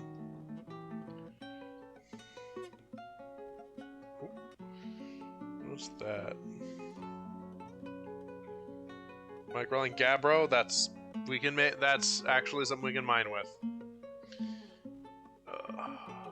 So what is Moiran? Amber opal, Moiran microline. Gabbro we can actually do stuff with, which is interesting.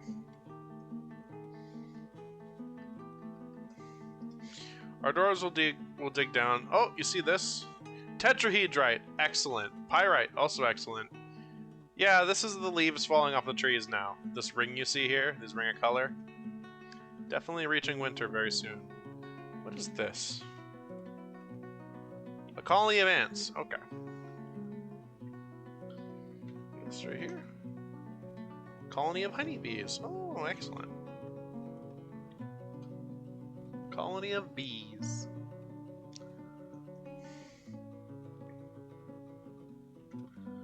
We're collecting our crystals.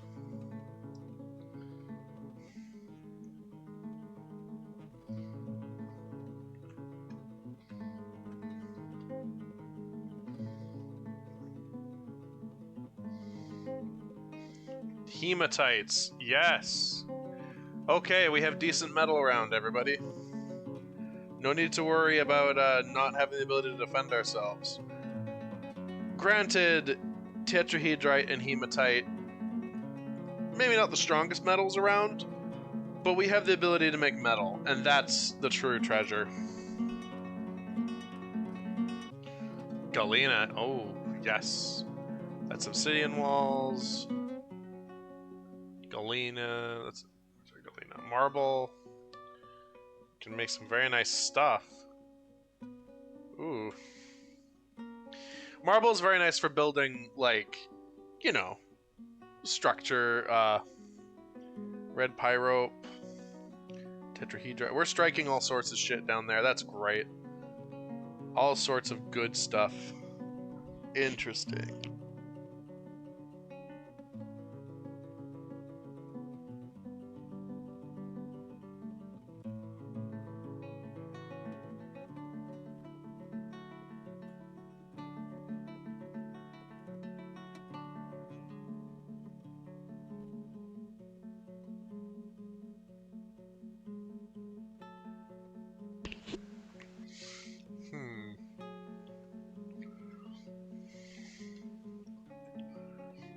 here? Pyrolusite, yeah.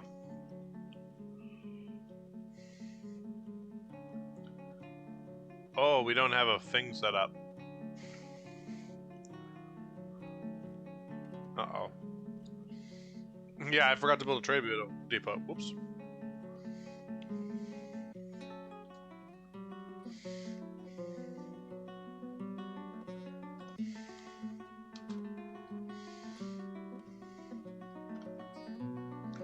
Yeah, one of them will get to it. It'll work out. I am your liaison from the mountain homes. Let's discuss your situation. There is much to share. Alright, so what happens? So now we can request what we want from the mountain homes. I'm going to get us more food always. Let's... Iron and steel anvils are good priority. Loads of seeds. Always seeds is a good idea.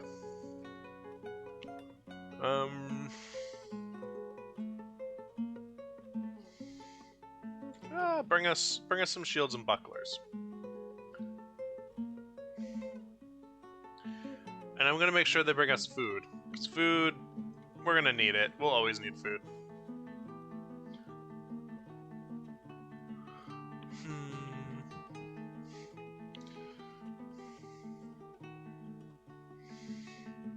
Yes, bring us some food.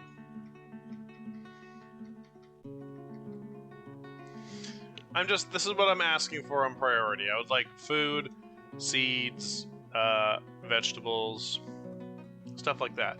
We've seen we can get metal. I brought us an anvil, so we can definitely make an industry.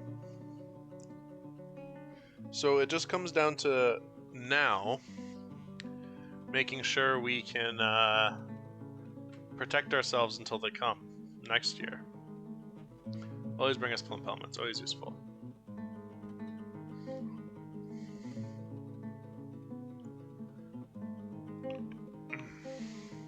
Done. Yeah, and what do you guys want? You would... yeah.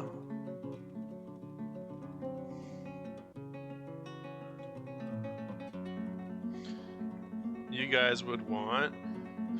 You'll want pearl crowns, interesting. Prepared meals, goblets, and backpacks at high priority. Okay. They want some somewhat ritzy stuff. We can deal with that. Goblets shouldn't be a problem, and they didn't ask for, not asking for specifically metal goblets, they're just asking for goblets. We can get that done. Alright. Masons, start making bins. Where's the pot? Okay. Oh, I need. That's gonna be a wood bin, isn't it? Start making bins. We need bins, and we need more barrels. Storage right now is important. You guys.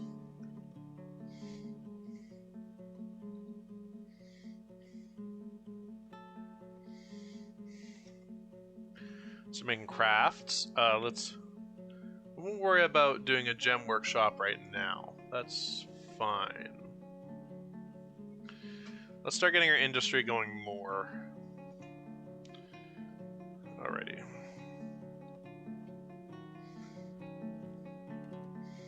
I'm essentially just gonna order the dwarves to start strip mining so we can get as much stuff as we can.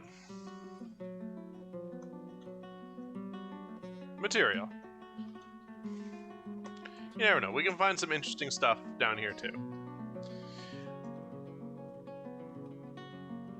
And then I'll also work on building, after my miners do that, I'll work on having my dwarves mine out an area to start for bedrooms. Ooh. Oh, excellent, my dwarves made it in time. I don't think I have too much crafts-wise, but we can definitely see if they'll trade with us.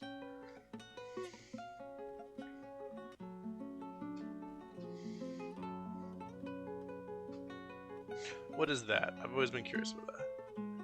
A swarm of pixies? Pixies. Doesn't seem too friendly for a dwarf. And more migrants. Yes, excellent. Excellent.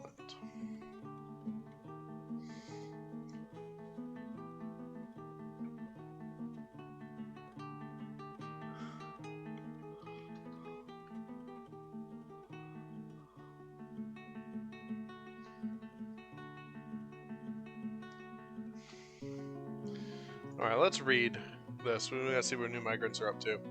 Holy shit. Okay. You guys can't see, but we have a lot of migrants now. A lot of dwarves in the fortress.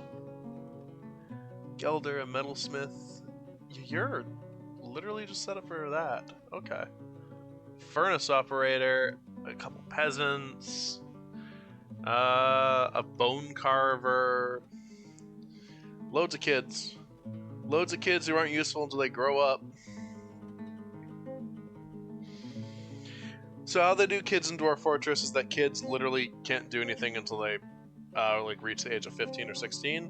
Then they become a functioning citizen. Otherwise, they're basically just a food tax. Okay. Clerk. Okay. So, a gem cutter and setter. You don't need to do that and that either. Don't need to be sober either. Can be an architect though. I am gonna just kind of off my screen here, kind of set things up here. What I'll do.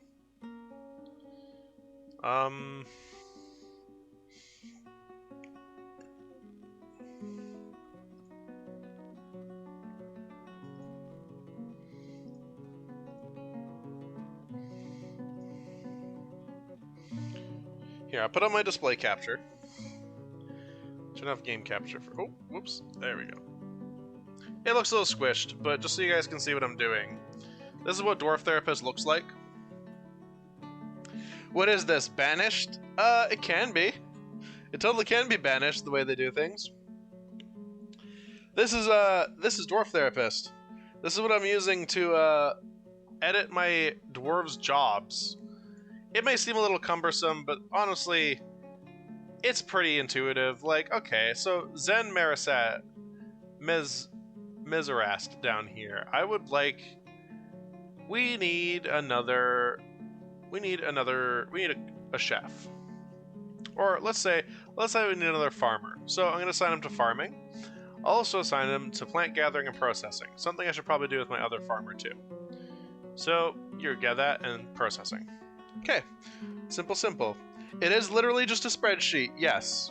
But this spreadsheet makes... I'll show you kind of how they want you to do it in game after this. This makes understanding how to Dwarf Fortress a little easier, let's say. So we have a blacksmith. He is just a level 1 smith. Instead of being a level 1 smith, because we have fish, why don't you do fishing, cleaning, and dissection for us? Because we actually have fish out here. It's not we don't always get fish, which is, you know, getting extra bonuses is nice. You're also good at doctoring. You don't want you to have animal care. And you're a good furnace operator, which will be good when the time comes. This peasant here. What else do we need? We need a gem. We already have a gem cutter and setter. What do I use another one? We could use... it extends past, as you can see. Let's get a mechanic who isn't tied to anything else. Mechanics and architecture. And yeah, no, off this spreadsheet, you can control your dwarves pretty effectively. We don't need a gelder. I don't need no gelding right now. Instead, let's get another mason.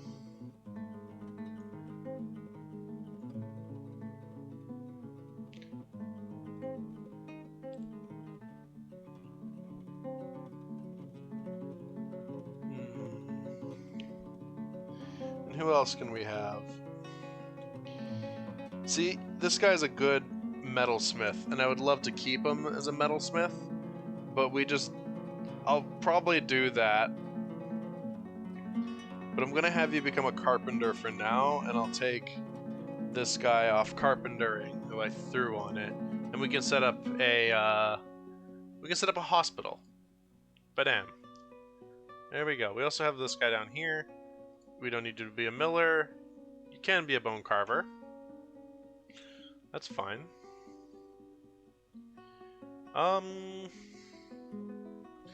We need a butcher though. So you, my friend, are gonna become a butcher. Our butcher bone carver. Excellent. I'm gonna move this back to my other screen now. And then I'm gonna switch back over the views. But that's to give you a sense of what I'm fiddling with off screen a little. I can always show it if you want me to. But what they expect you to do otherwise. Okay, so let's say we want to edit this dwarf's job over here. Let's see if I can remember how we do it. Okay, so view. Alright, so thoughts and preferences. It tells you everything they're thinking recently and all that. Okay, that's not how you do it. Q. Nope. I don't even remember how to do it, honestly. Essentially, it's a combination of hotkeys that lead to the same thing Dwarf Therapist does easily and kindly. Let's just say that. So because I can't remember how to do it. Meaning, Dwarf Therapist has essentially turned me off that. That might sound bad, but honestly, Dwarf Therapist is really easy to deal with, and compared to doing it the in-game way.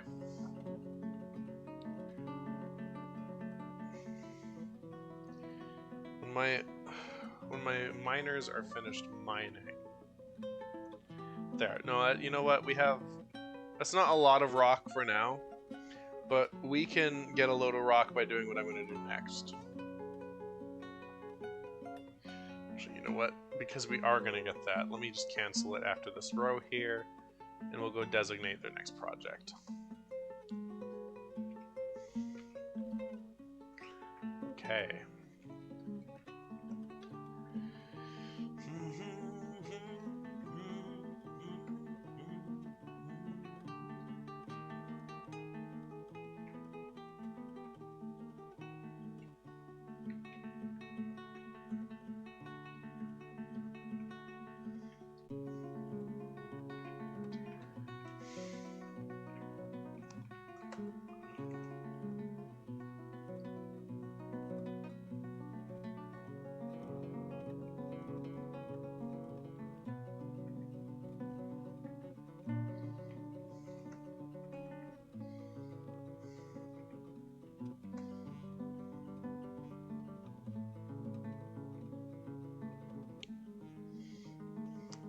Yeah. Just very standard dwarfing. Let's put it that way.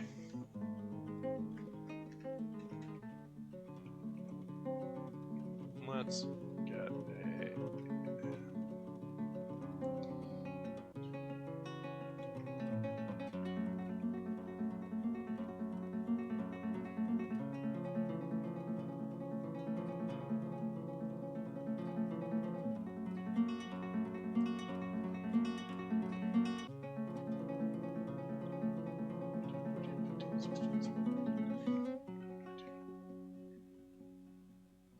There we go. We're going to start building our dwarves' beds.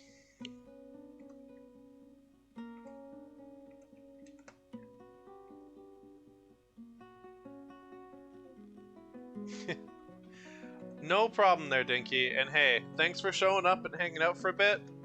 And honestly, thank you so much for that subscription. I really appreciate that. I really was not expecting it. Have a good night, Dinky. Good luck on the assignments and stuff, eh?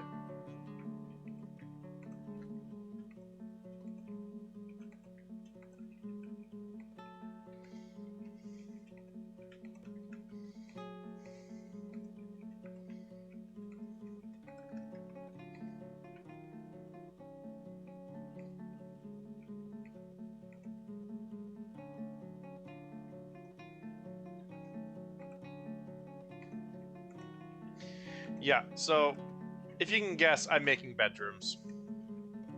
Normally I just do a 2x3 bedroom for every dwarf, but I want to give them a little more room in each of their rooms this time. I feel I can be quite stingy with room and work because I only have 2 miners at the start, but this will give us a load of rock to work with and potentially crystals too, which is why I love doing this.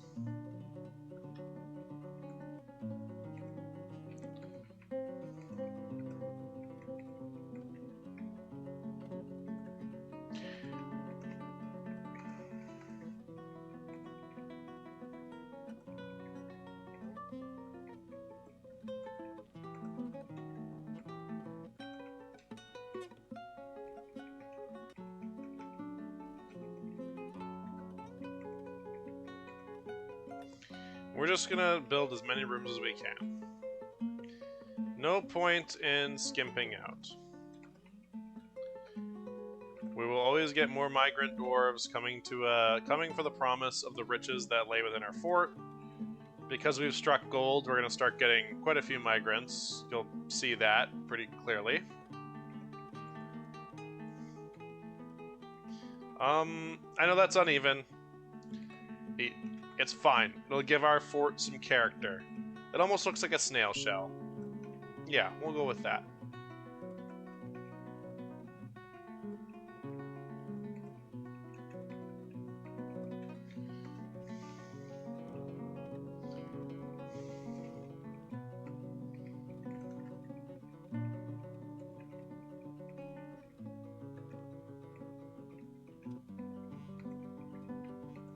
There we go. I'll have to go in and connect up all the little rooms after this, because of course I will. Alright, to tell the story, as I mentioned earlier, it was a story of my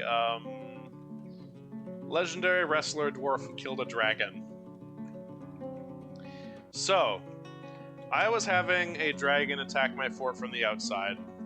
Normally what I do with my military is I like to have a squad of just sort of any military weapon I kind of want to do with at that time.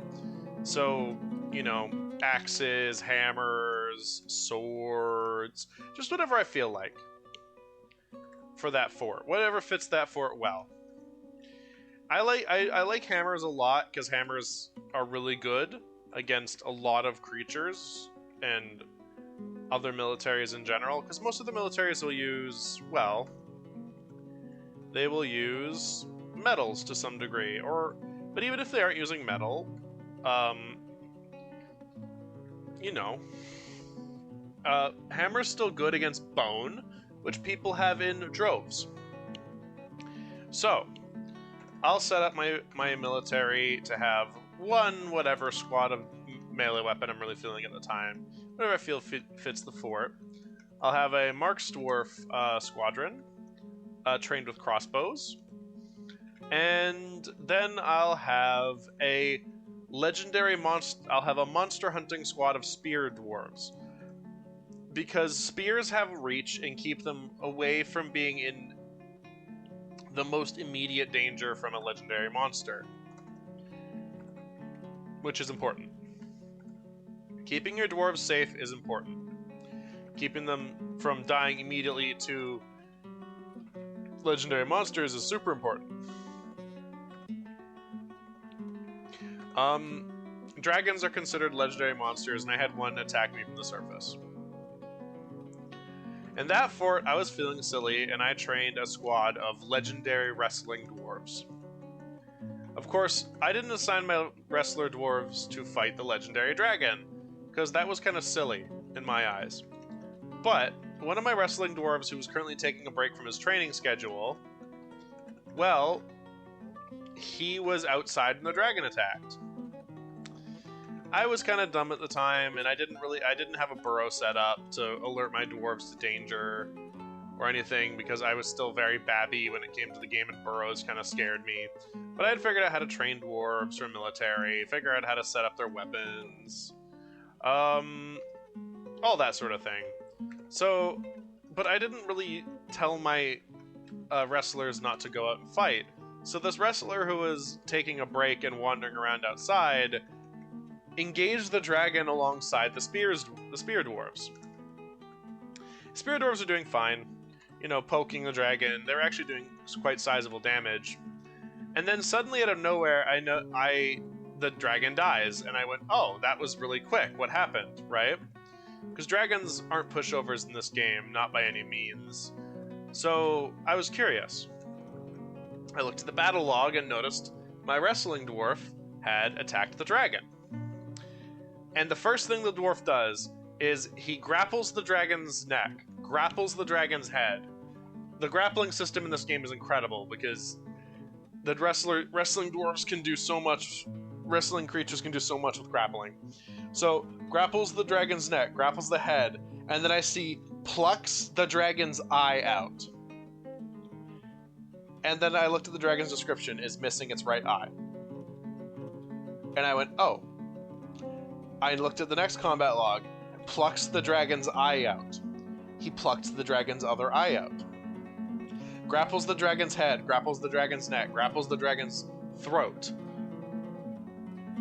And then it says that the wrestler dwarf wrenches on the dragon's throat, breaking it, or shattering the throat into pieces. And then the dragon flopped over dead.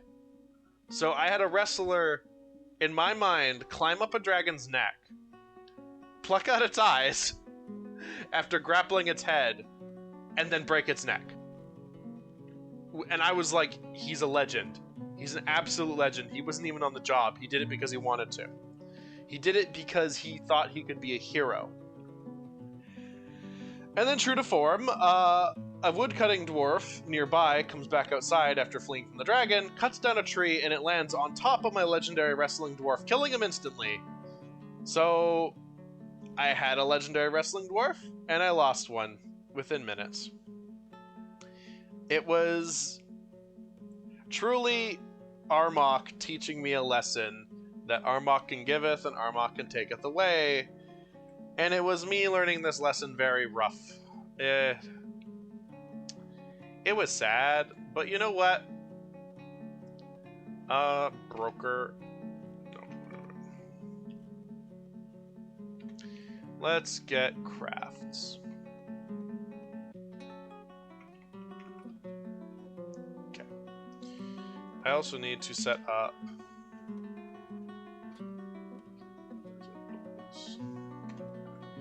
broker. You're gonna be our broker. Alright. Chief Medical Dwarf. Yeah. You'll be our Chief Medical Dwarf. There we go. Alright, we're having our dwarves come up and bring our crafting materials to the trading depot. We'll see what we can get for it. We're just trading with other dwarves right now. Very basic, very simple, but easy. We'll get some money from this. Or, you know, potential other trade value. Trade.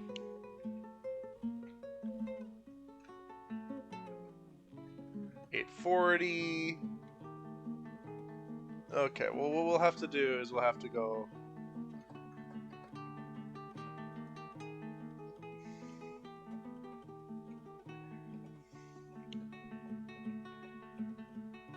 very picky about what we sell them, because we don't just want to sell them all of our other goods in here that are still considered finished goods, but, you know, not something we want to sell, like crutches and rope and stuff, because we need that.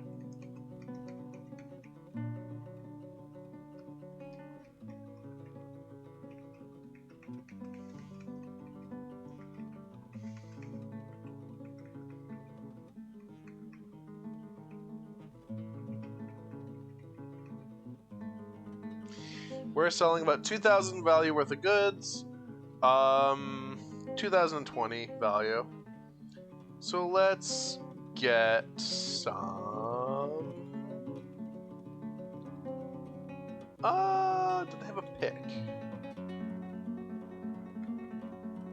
We have a bismuth bronze pick. Okay, we'll take a bismuth bronze pick.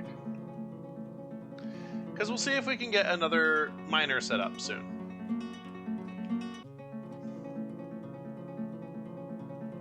Pigtail bag. Dimple cup spawn bag. A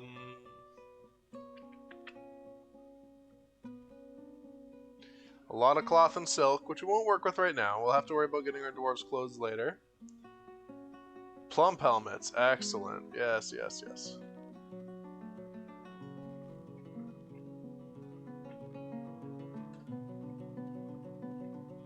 Let's get some watermelons too.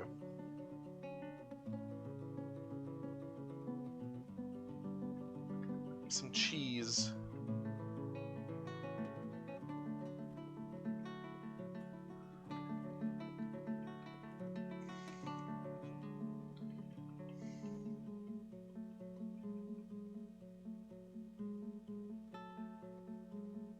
What else can we use?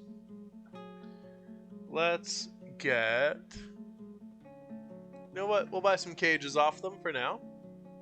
And you know what? We'll give it to the rest of them at value. Trade.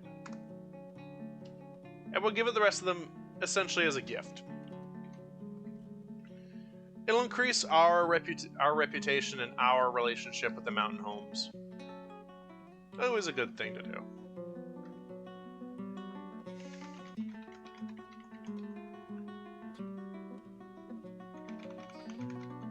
Some more barrels and beds. Mason, get us some.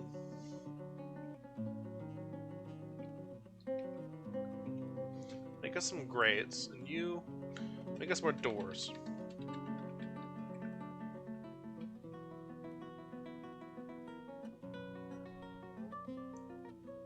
Hey, Dutch.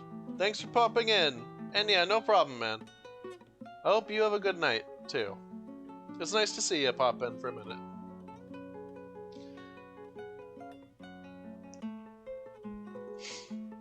I'll also look into getting some,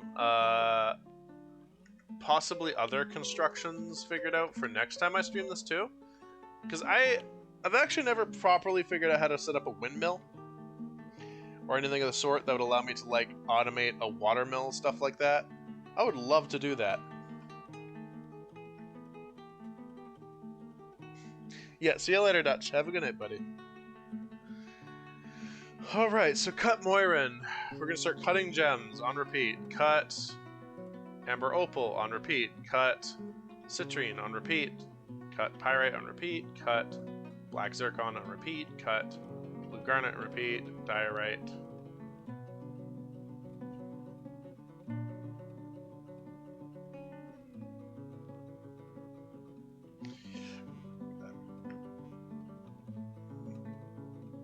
Alright, that looks good to me. Get our dwarves doing some industry stuff. You up here, I want you to cancel crafts. I want you to make a wood nest box. I want you to make...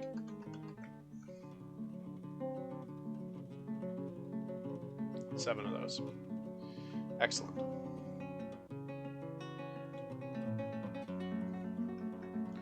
Then after that, I want you to make some rock crafts. On repeat. Excellent. Back to making crafts after that. We're gonna, yeah, no, what essentially I'm having my dwarves build up the start of an industry, and we're going to, well, to simply put it, we're going to start also setting our crafts with gems.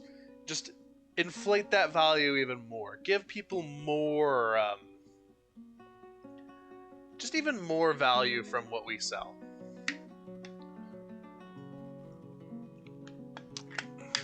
You know, we want to make money too, and making money is making a value good trade deals in this game is important. So build or plot. Let's get another farm plot going up here.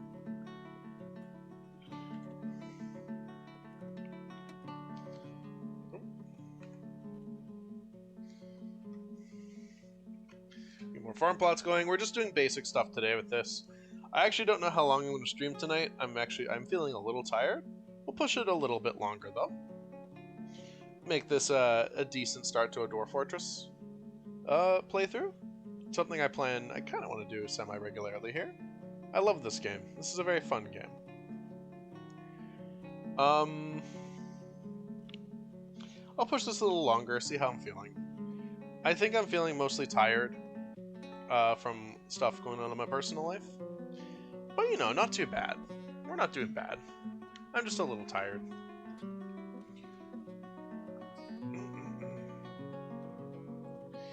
And then what we'll do is after we get this area sort of underway, we'll start digging down to find lava.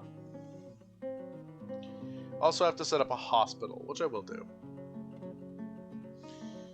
The hospital is important because it lets it just keeps our dwarves alive.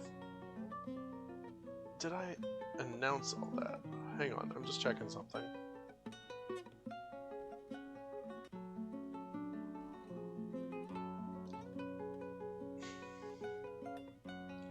I just realized I forgot to send out messages on another platform about my stream going up, which makes sense. Hang on, I'm just gonna do that while we're sitting here, and I'll push myself to go a little longer.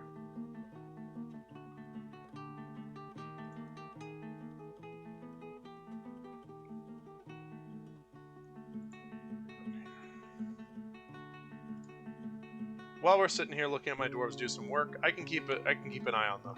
They're just mining right here, essentially. Yep.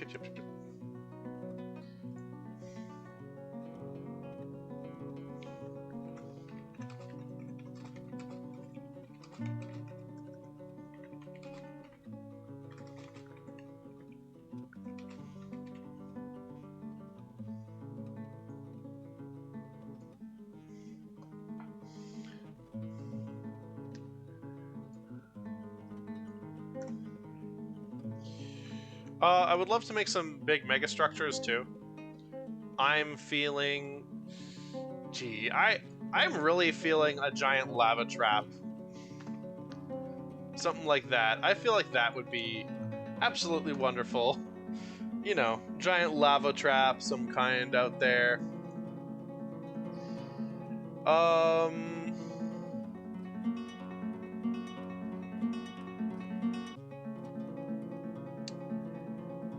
Lava trap. I would love to set up a trap hallway, which ends in my military dwarves. That's not really a mega structure. That's something more normal, something normal that you would do in Dwarf Fortress to protect yourself. I would love to set up some sort of. Now this is what a lot of people love to do in Dwarf Fortress. Set up a disposal unit for trapped units you don't want. So let's say I get attacked by a load of goblins, and I don't want the goblins. I just create a dumping zone over top of a pit. And that pit leads to lava. Goodbye, goblins. I'll set up... I gotta set up temples and stuff. You know, there's a whole bunch of stuff I actually have to do to make this a very happy fort, let's say. You know what? I'm just gonna make this a nice big hallway. Other things I could probably do. I know I would love to set up a very intricate, actual fort. Like, more than just a hole in the ground. Something beautiful our dwarves can, stand proudly on and defend from invaders from outside. I would love to set up some sort of... Ooh, what did they leave behind? Trade depot. Oh, that's just part of the trade depot, okay. I would love to see if I can set up a trap hallway to keep... Trap hallway. A trap training room to rapidly train our dwarves to become masters. The jeweler is dehydrated! Oh no! Alright, so what's our stocks look like? 30 a drink? That ain't good enough. I think we have enough drink to brew drink from plant on repeat. That's no good. We can't have that. Alright. Some cave wheat in autumn. In winter, we'll grow dimple cups. In spring, we'll grow dimple cups. And in summer, we'll grow cave wheat in this one. We're going to start growing more plants. Because the more plants we have and more variety, the more we can keep our dwarves happy. One of my dwarves is dehydrated because I don't have any really close water sources.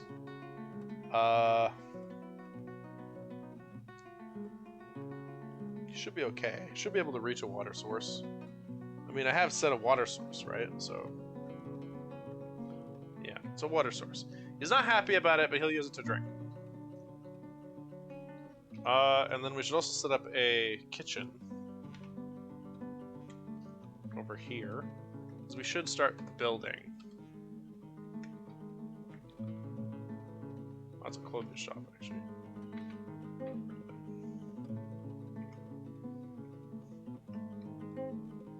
Where's the kitchen? Z, right. Most of these hotkeys make sense, sometimes some don't. I did it again!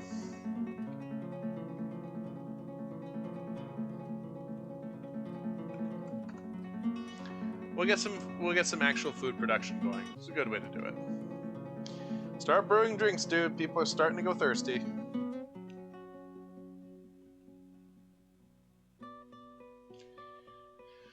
My dwarves are still working on that living area. Yes, they are. But we can have my other dwarves start bringing stuff in. So build a bed, and we'll start placing beds.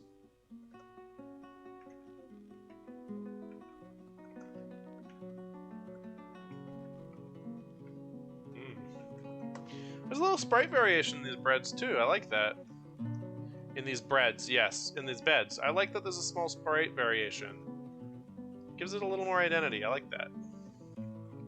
I'm very new to using this texture pack, but I've heard this texture pack was excellent. And what a better way to experience a texture pack than with a bunch of people watching you, right? I'm of course being a little facetious, but I don't think this texture pack looks bad at all, so I'm not complaining. Everything is pretty readable. I do think some of the walls kind of mesh together a little. They look a little samey, but it's nothing too bad.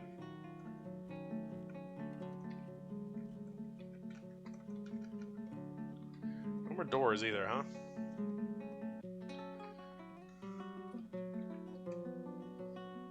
You are building doors.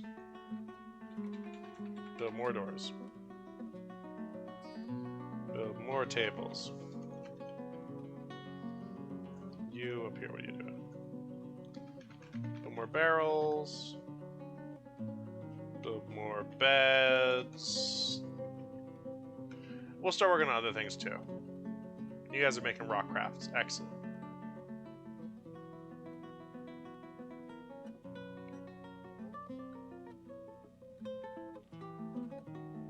Hey, Nice and Ryu. Also, welcome back. What do we got over here? What's this? Featherwood bin. Oh, excellent. We have a couple bins. They've been putting stuff in bins, which makes me very happy. Bins make cleaning so much all this stuff so much cleaner. The dwarves are mining. Gotta start hauling stuff eventually too. Keeping our hallways clean is always good. There's pixies out here, and that makes me... Yeah, the fort's up and going. Our food stocks, we have no meat, but we have loads of plant. Tons of seeds, and a bunch of other stuff. We ran out of meat a little while ago, but that's okay.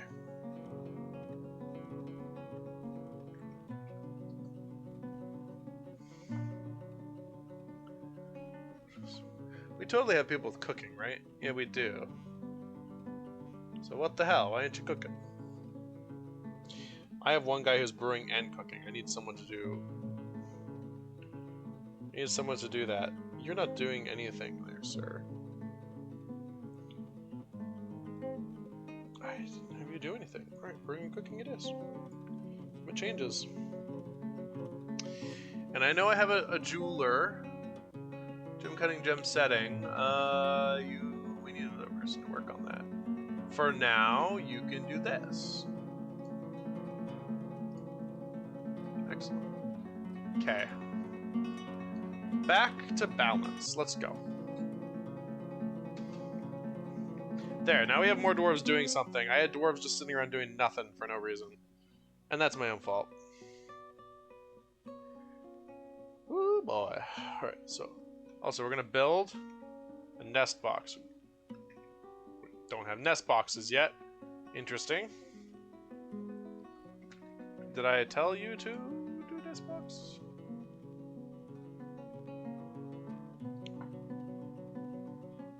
Did I sell my nest boxes? Oh well, we can always make more.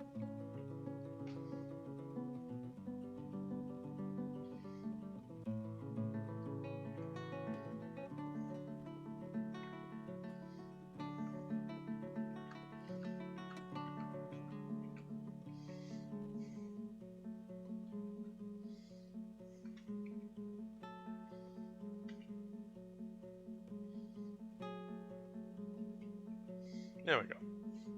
Make us some nest boxes, because we need to get our dwarves...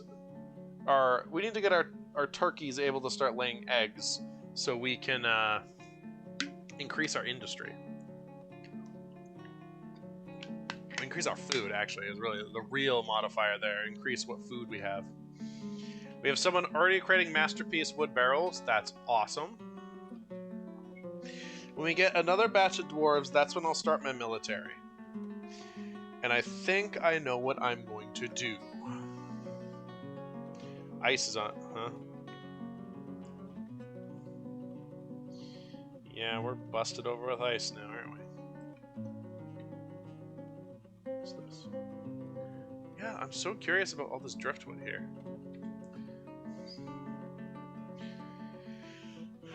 And next year we'll have to work on in-game.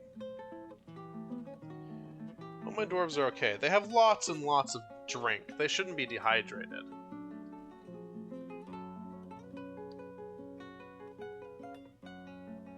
Leaves are falling off trees. It's not snowing here, so that's kind of a relief. Alright, you guys are done, so let's get going. We found lots of really cool stuff, but we need to... What the hell is that? Milk quartz. Interesting.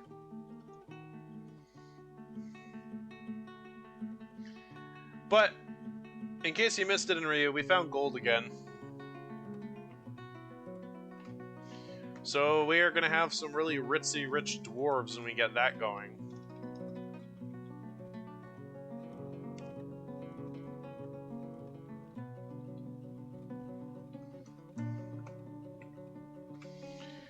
As you know, finding and processing that gold is going to make us rich.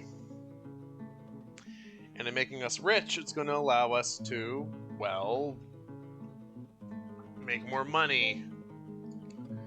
Also, who is doing nothing? Who can I easily transform into a miner?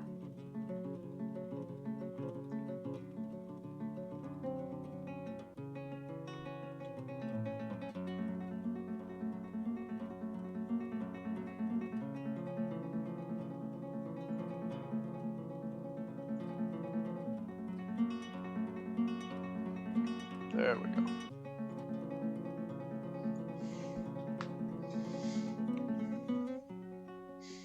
This might just end up being a shorter stream tonight. I am feeling a little tired.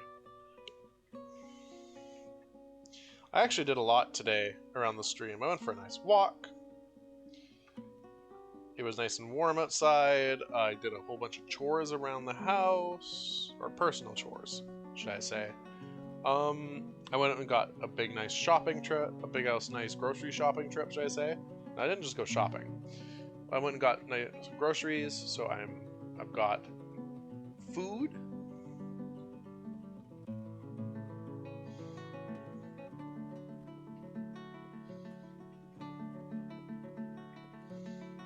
Okay. Alright, let's see. Kitchen.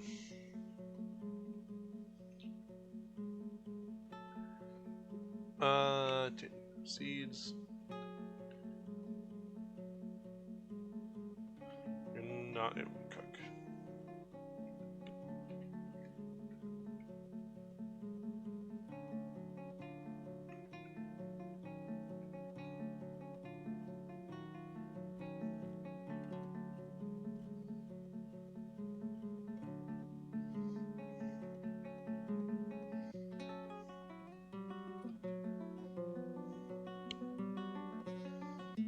Excellent. So yeah.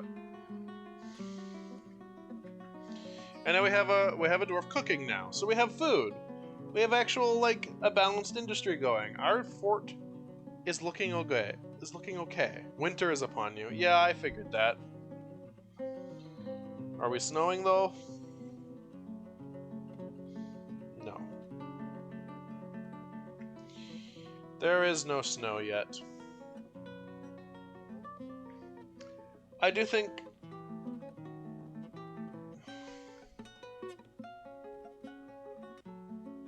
interesting. I have caps lock on, that's why.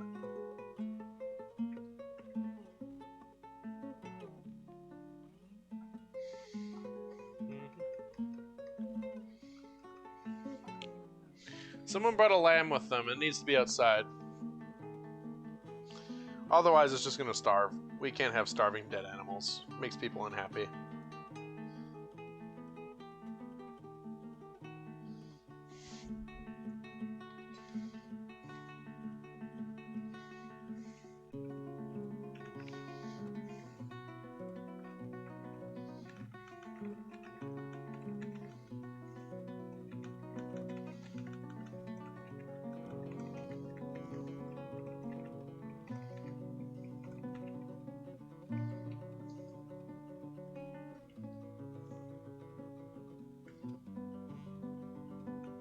Oh, we made one door in all that time. Interesting.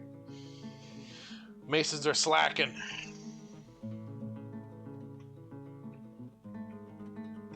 Let's watch our dwarves work. Look at them go. They're going. They're really ripping through the earth.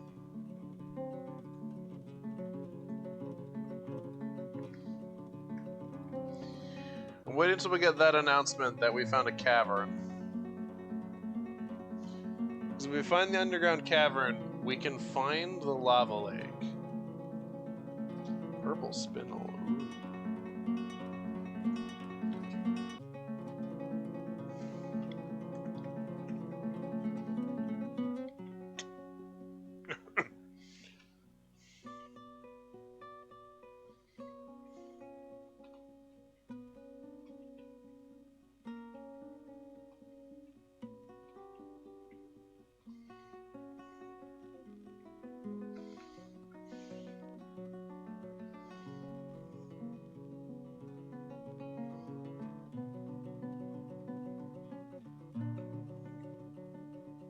Discovered a cavern deep underground. Alright, here we are.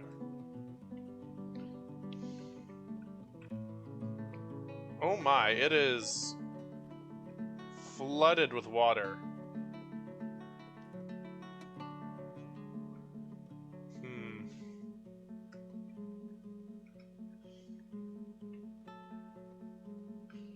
Oh, there's water.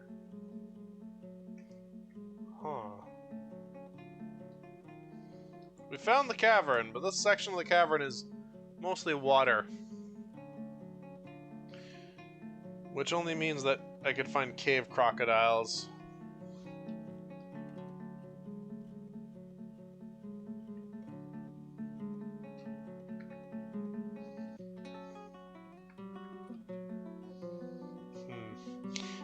This isn't an aquifire layer, but I feel like the game has gone and kinda been cheeky with this definition of a...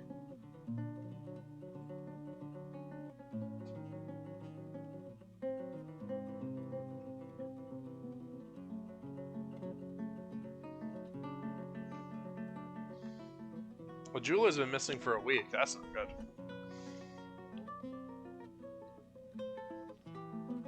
Uh-oh. We lost a dwarf already. They went missing.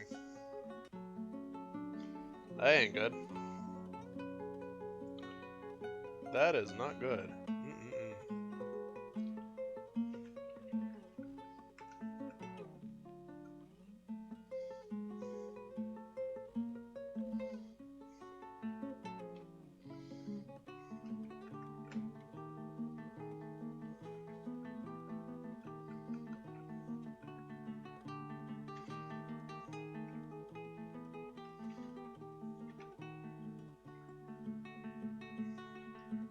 I do have a little spread of my own, yep. I'm technically viewing my own stream because I'm moderating my own stream in case any trouble happens. So I can kick out any bots or people who come in and do something bad. So because I'm moderating my own stream, I have the ability to, well, be a sprite. Because I'm quote-unquote viewing my own stream even though I don't count as a viewer for myself.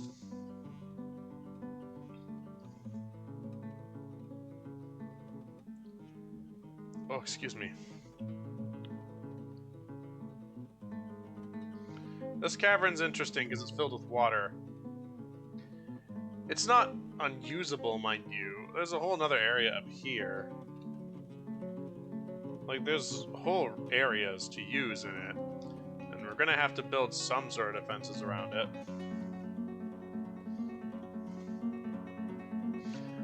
Lest we have creatures come up from the deep and just start messing with our dwarves, which isn't very nice.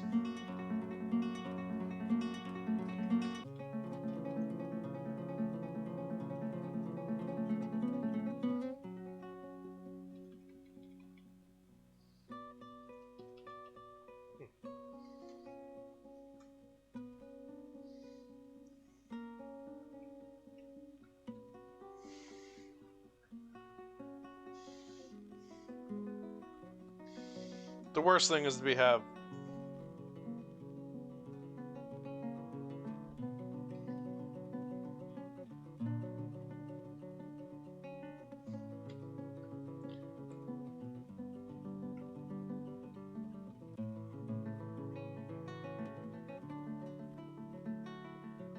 That is raw adamantine. The hell are we? Bloodthorn...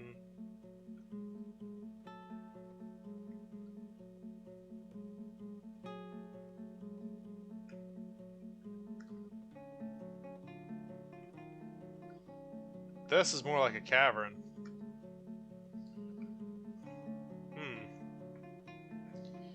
We found adamantine, huh? Already? Well, shit.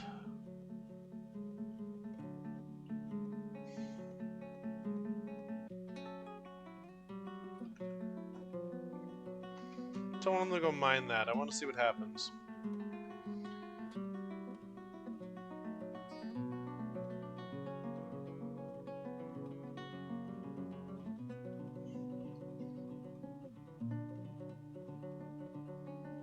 This place looks shockingly close to a place I don't want to be.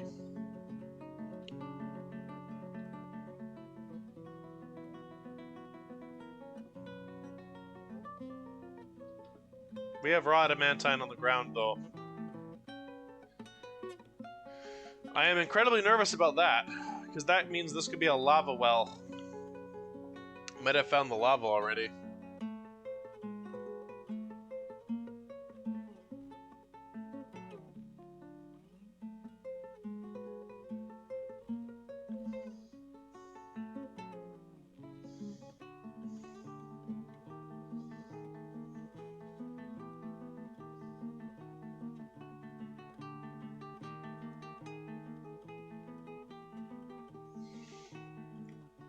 hell is that? Creepy crawler.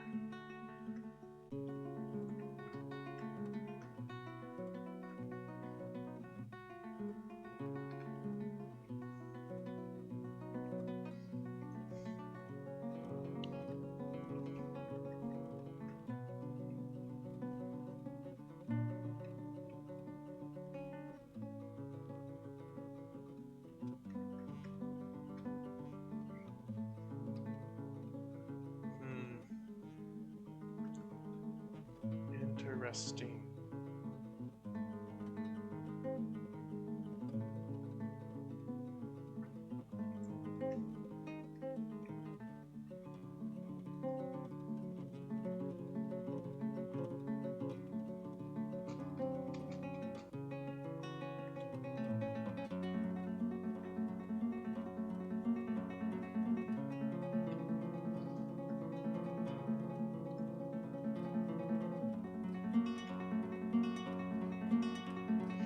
Found creepy crawlers, and I don't like that too much.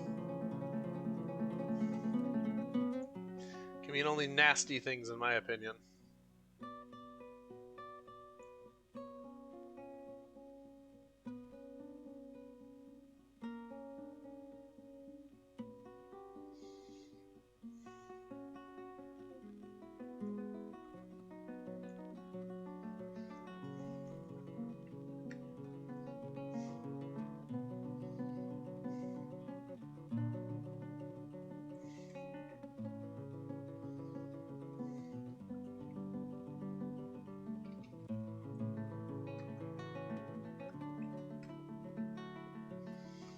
We've already reached the bottom of the world. That's very concerning.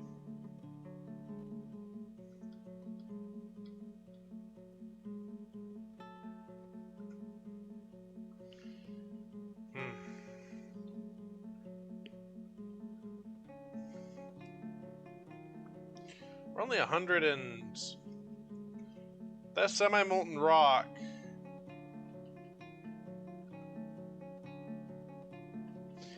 Means that we could most likely be digging down straight on top of fun.